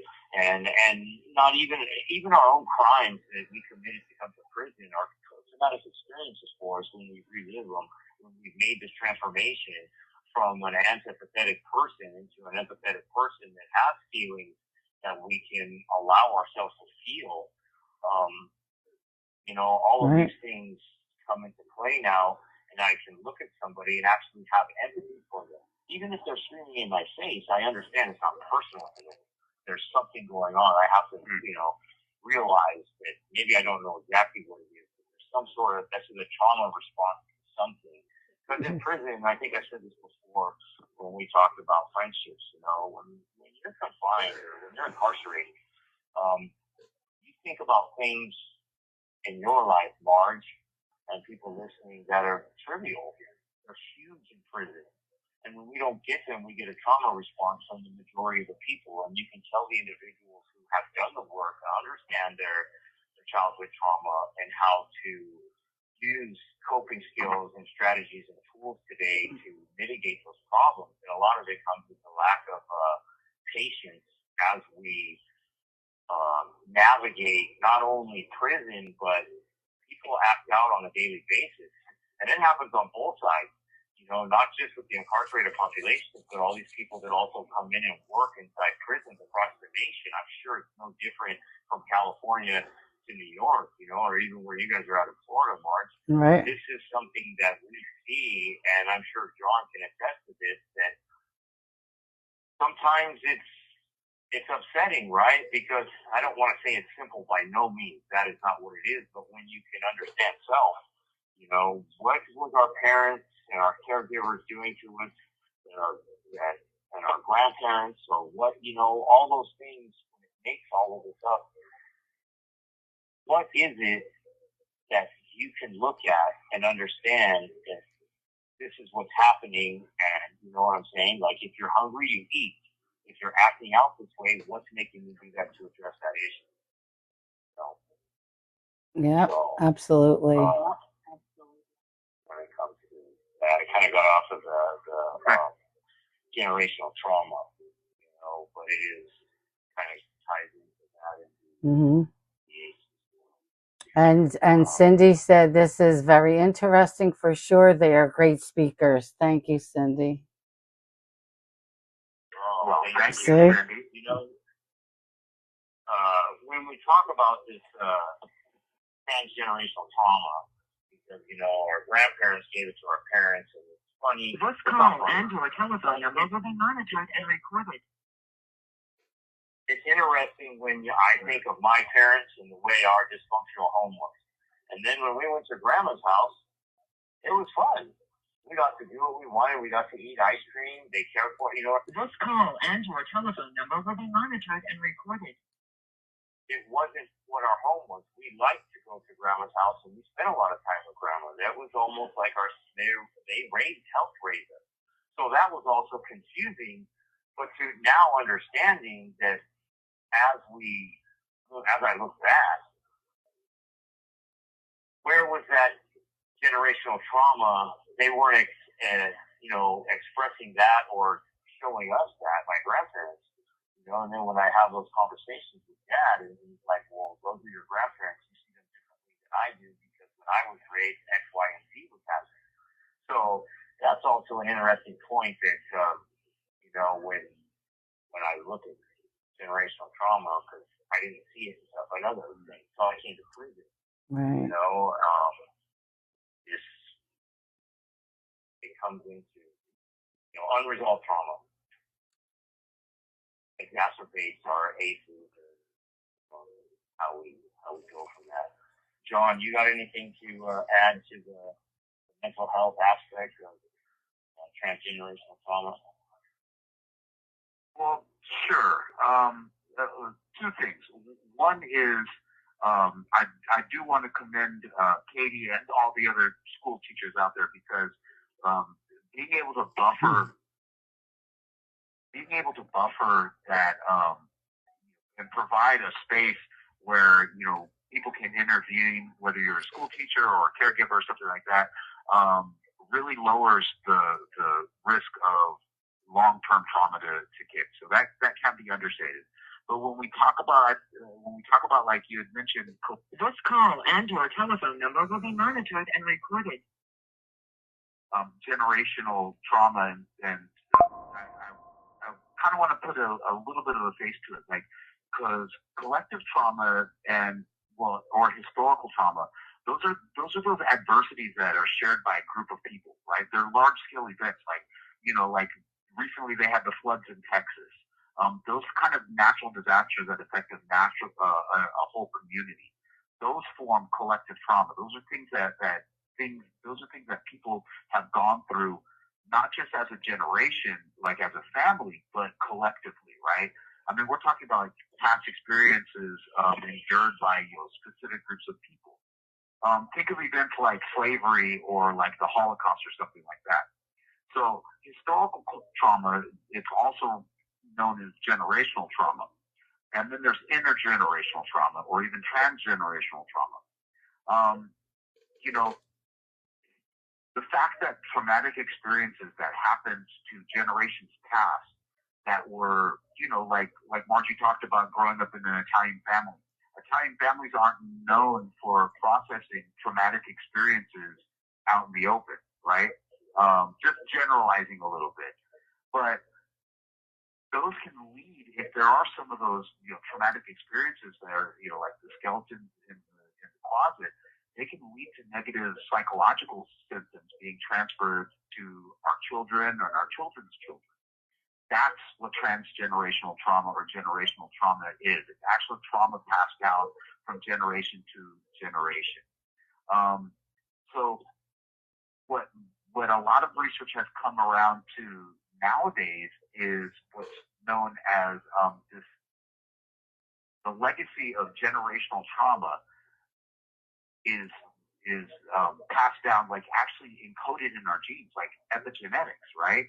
That means that generational trauma actually affects the chemical markers for a gene. It's that deep science stuff, right? But think about it, and it kind of makes some practical sense, right? The trauma experiences of our generation, they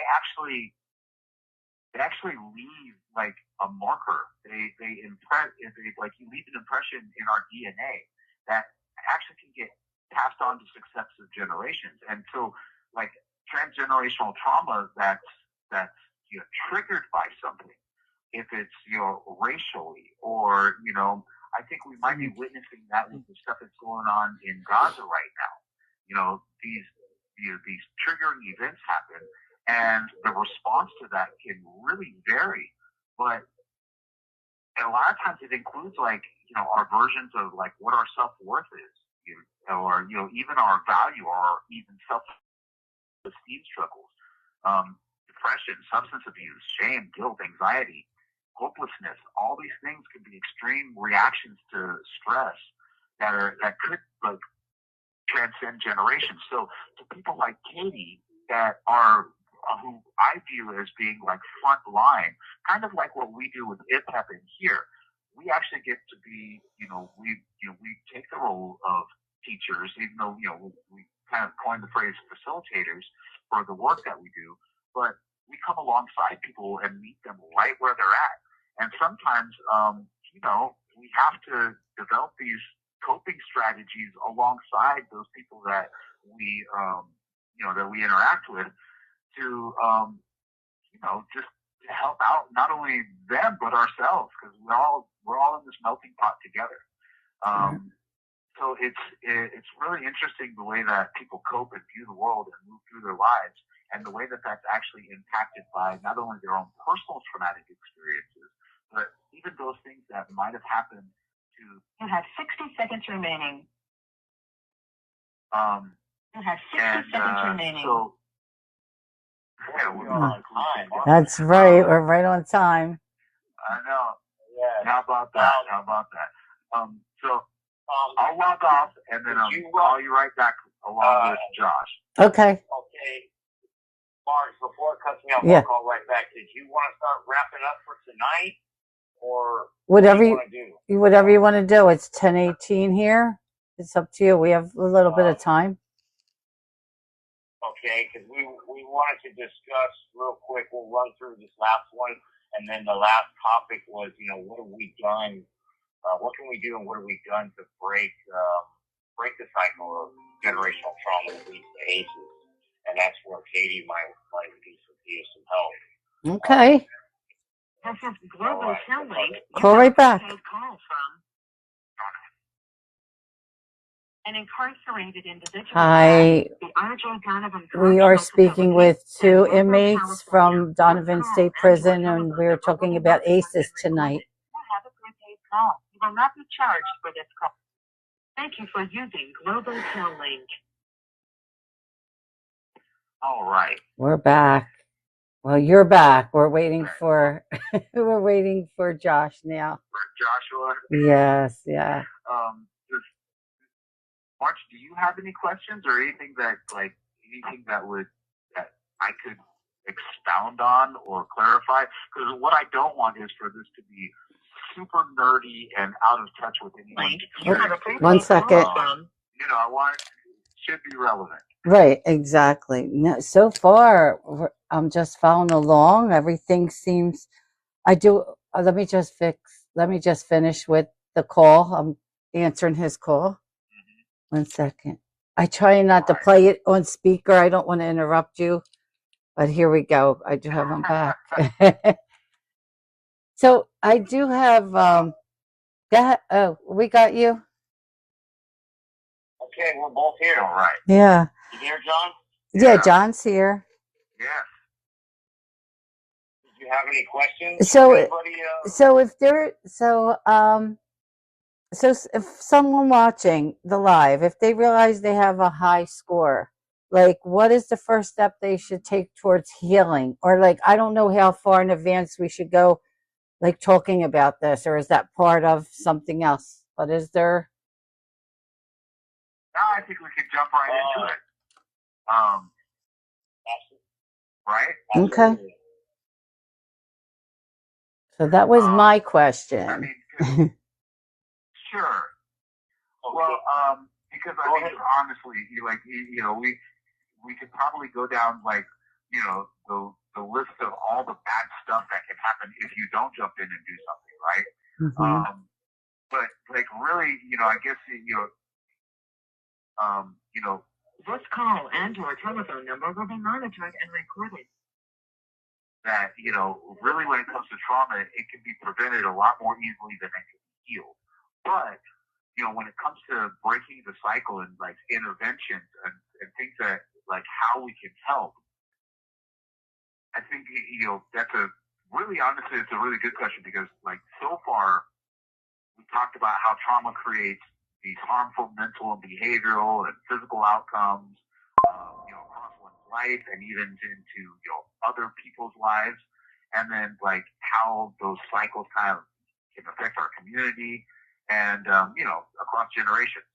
But there's a lot of interventions that can address childhood traumas, and a lot of them can prevent and reduce those ACEs and trauma, and then there's other stuff that can just respond like when it happens.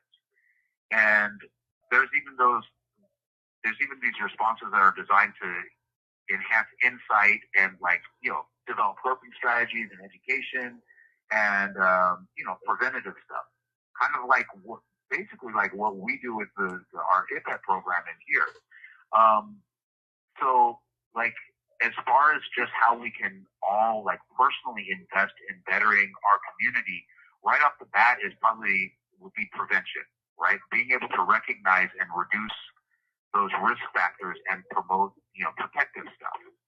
So like those things that are like when we went through the 10 questions, the 10 ACEs questions, those kind of highlight those areas of likelihood of exposure to adverse childhood experiences.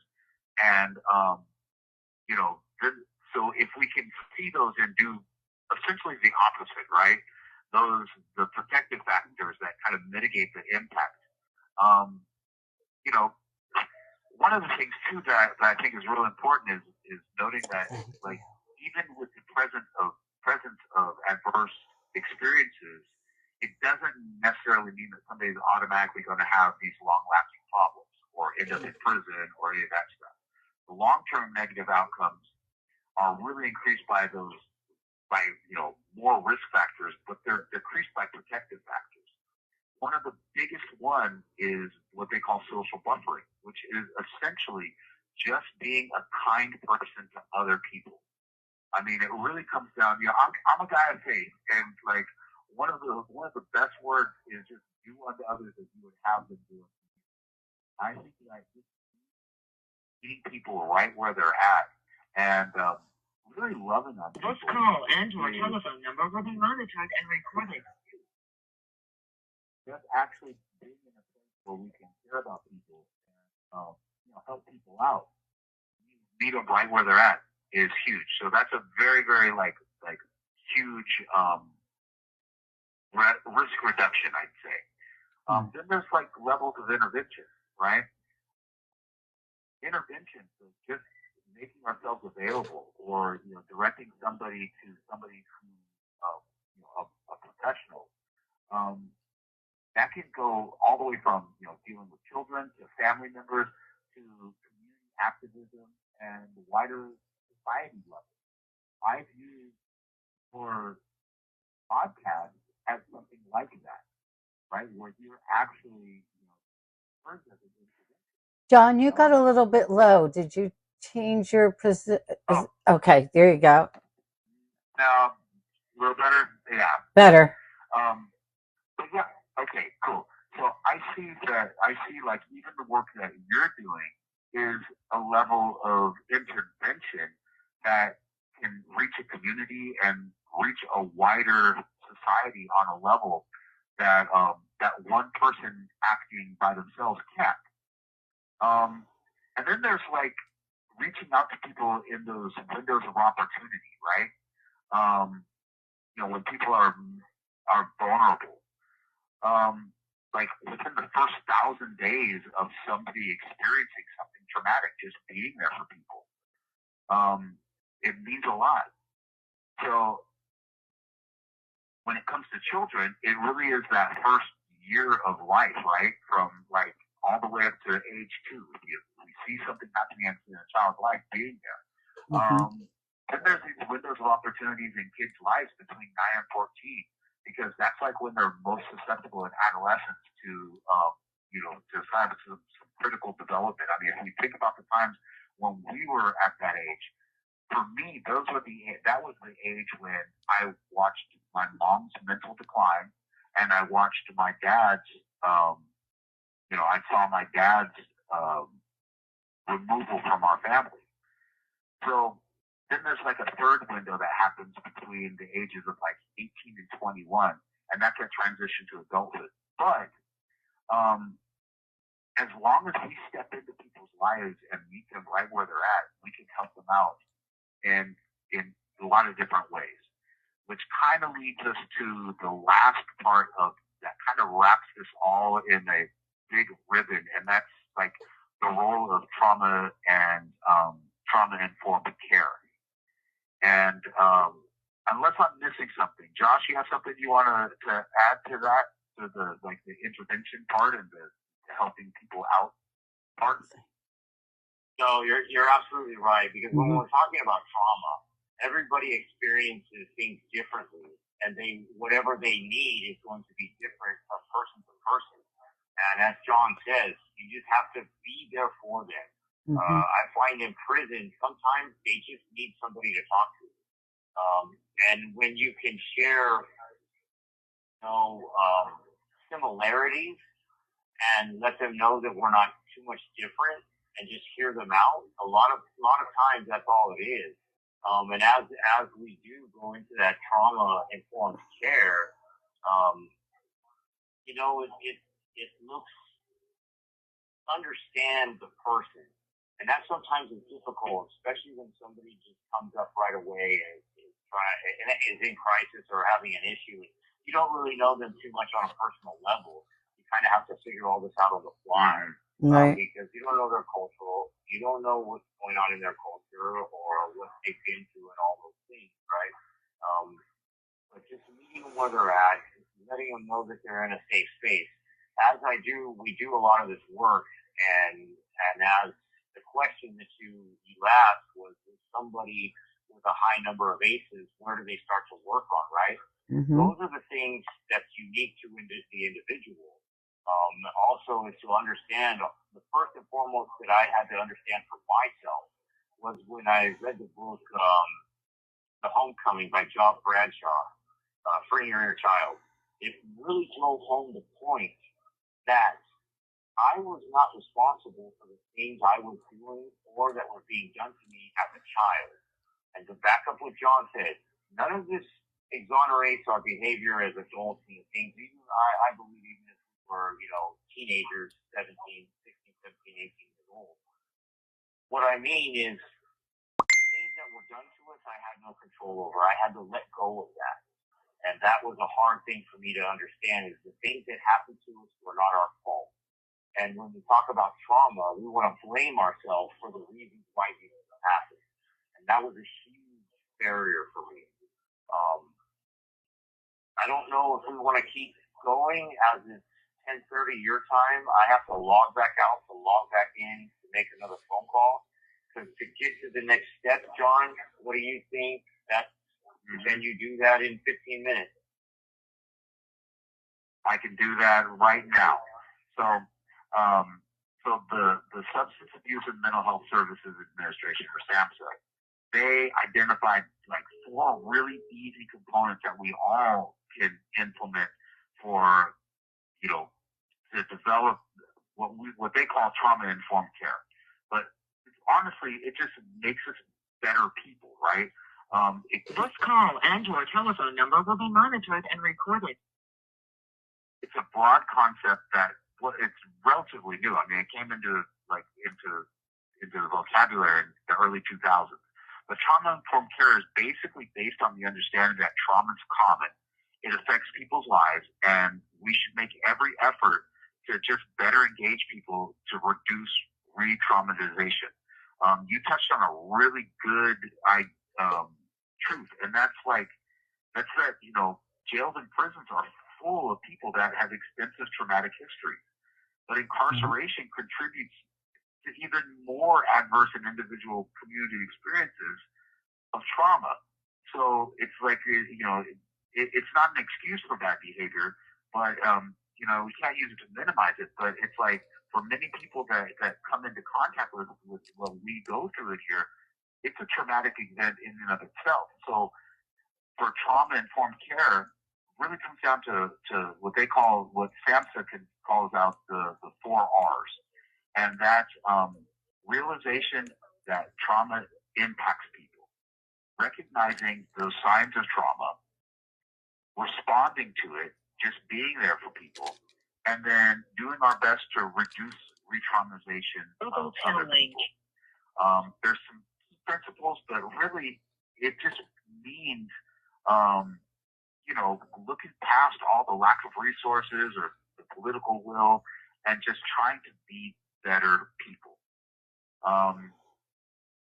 That's kind of it in a nutshell. Right. Anything I could add or clarify, or I don't know. Does anyone else have any questions? Or I absolutely love this topic. So does everyone else. They absolutely love this topic. Yep. And they're loving how you both are bouncing off of each other. You make a great team. I'm telling you. Well, John and I are starting from. We hit it off from day one. Oh, okay. Great.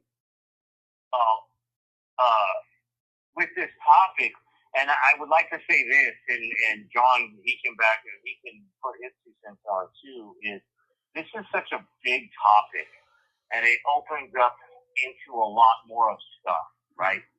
Stuff meaning crap, meaning good stuff, bad stuff. And as you see, John is he has so much knowledge. He puts so much effort. You have 60 seconds remaining. The latest information concerning these topics, right? He does extraordinary work. He is the pioneer of IPEP, and he puts this stuff together, and he's so humble that it is just a beautiful thing to listen to him talk, and each other people allow me the platform to be part of his team with this stuff. And now, because when we get into what you're asking, the mental health aspect of it, it's a lot. And I'm not qualified for that. I only know what works for me. And I can give that insight, what worked for me and how it worked. John is a little bit more technical. I'm a little bit more meat and potatoes, just give it to me. Because there's a lot to unpack. And my heart goes out to you guys who have ACEs, and a big number of ACEs. It took me 10 years to unpack thousands of baggage, That's what it felt like. I can only imagine what it's like trying to, in the real world, unfortunately, or fortunately, we are fortunate because we have time to actually sit down and not be hindered by life. I was charged with changing Josh and John San Diego, too. California. This call and your telephone number will be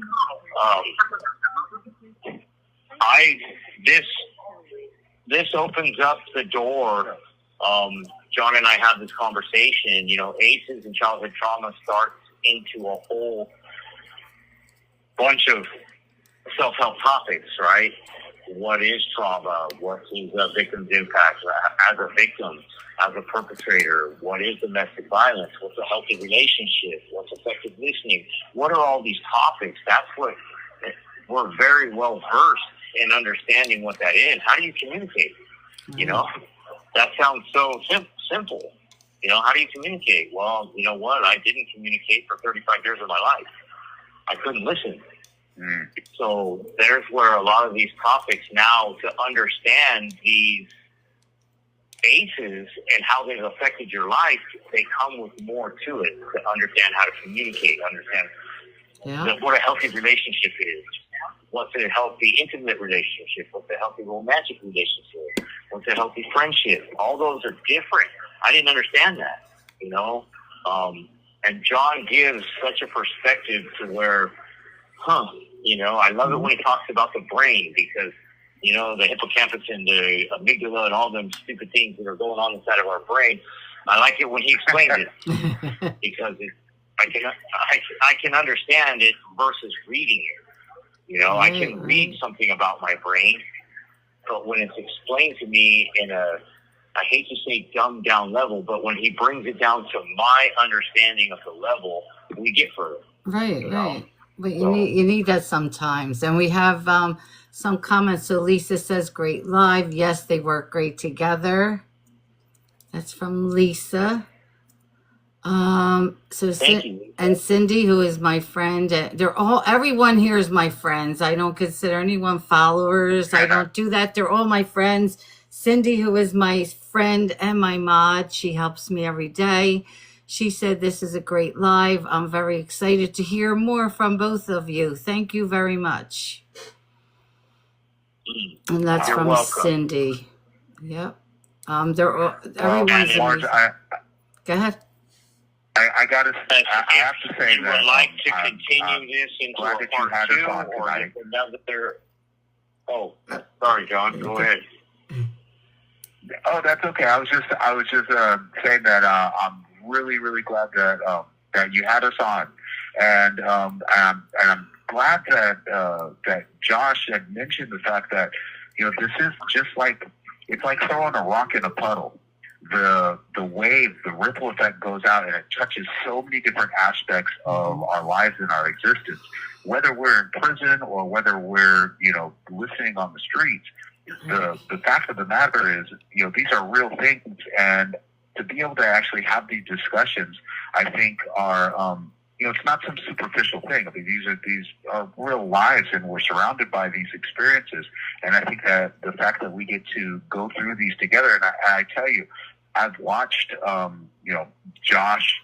I've watched him facilitate. I mean, I just watched him this past week facilitate a group on relationships, and the depth of understanding that he brought to tonight is the same depth of understanding that he brings to the group of men in here trying to learn how to better themselves.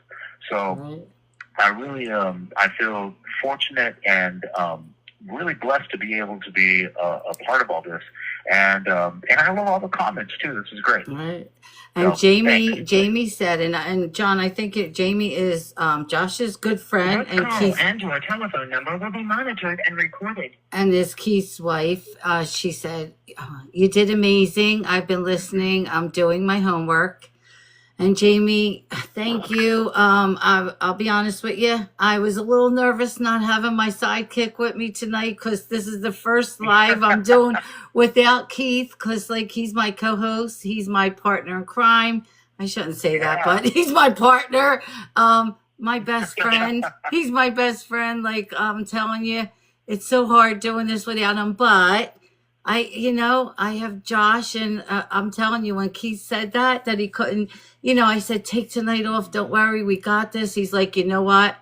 I trust Josh. And Josh, you know what? Knowing Josh is going to be there, we're good. And I was like, that's right. Because we had a little mishap one time on one of the lives where his tablet didn't work.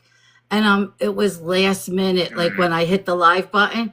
And Josh just jumped in for me, and he did. And it was like, oh my God, like he took over for me.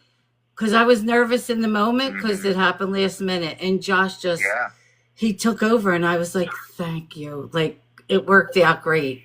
And Josh, you know, you mean the world to me.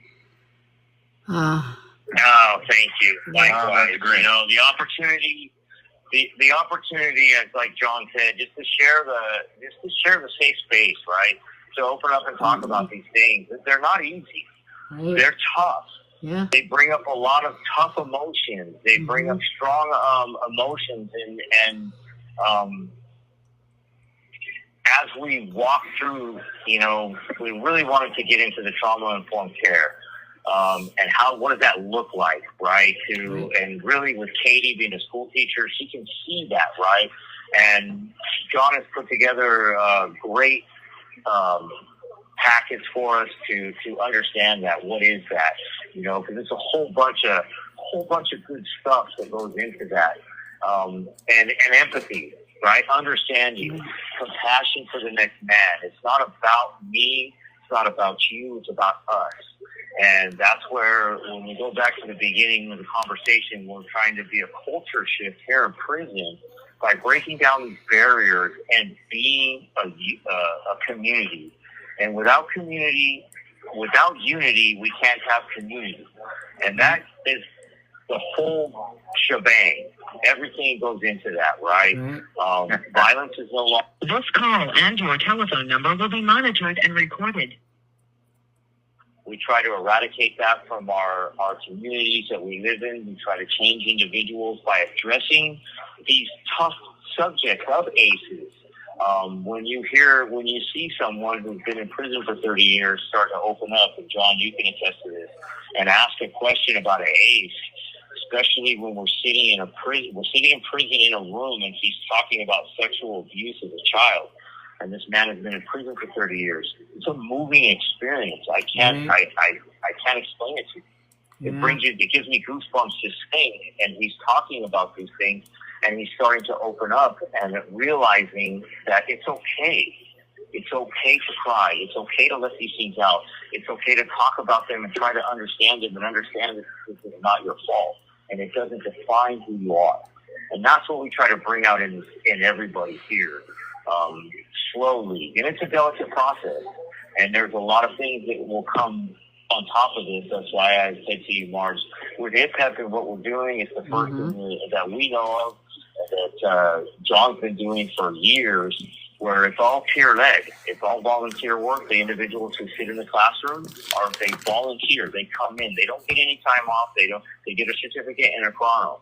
But they come in here for the self-betterment of the self, to understand self and understand how to treat people better. Right. So if you guys are open for it, I'm sure, John, if you're open for part 2 or absolutely, whatever, absolutely, I would love that. Guys would like to continue the conversation. I know. Go ahead, John. No, I was going to say, and you know, I not only do I appreciate the community, and I'm really looking forward to meeting Keith too. Hopefully, if you invite me back, but also I want to, some of the stuff isn't. I mean, we are well serious about rehabilitation, but part of it too is doing some fun stuff, and so I want to include you, Marge, in some of our fun stuff too. We have a lot of projects. We're bringing in some cool performers. I mean, we're gonna start doing some interviews here pretty soon. We've got let a little bit of the cat out of the bag. We've got Suge Knight here. We're gonna do some stuff with him, with some entertainment stuff. So we're gonna include and loop you in on some of the other fun stuff, as well as the serious stuff. But we're gonna continue to grow this community. So I it'll be a lot of appreciate fun. you. I would love that. And Cindy said part 2 would be awesome. No, we're definitely doing a part 2. Cindy. And I have to tell you, it's a little something. So something big is happening tomorrow. I was invited by the marketing manager and executive manager, first time ever. They invited an influencer with the news media tomorrow for it is the monthly service dog. It's the first time they're doing a service dog interviews tomorrow. So they're having news media for canine companions in Florida. And the very first influencer that was invited is, guess who? Marge. They never had an influencer.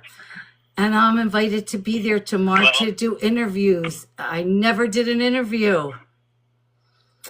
But that's going to be great. And by the way, my daughter works for them, and they invited me. So I am so excited. So that's what I'm doing tomorrow, Josh. I just wanted to fill you in on that. So I'm excited. Yep. So I'm going to be there. I'm excited for you. I'm going to be there with media. I'll send you guys the flyer for that. I'll send you the flyer for that. But yep, it's going to be tomorrow morning. Yep. Okay. Awesome. So all the news I want to say stations. thank you to all of you guys. I appreciate it. Yes. You guys make me feel so welcome and wonderful. I'm glad we could share some insight into adverse childhood experiences. I look forward to next week or whenever. Yes. Thank you, John, Marge, Jamie, right. good night, Katie, Lauren, all you guys. All right. And we will talk to you later. All right. I'll talk to you. Bye, Josh. Yeah. All right. All right. Okay. Have a good evening. All right. Have a good All night. right. Bye. Bye. And John? Yes. Oh,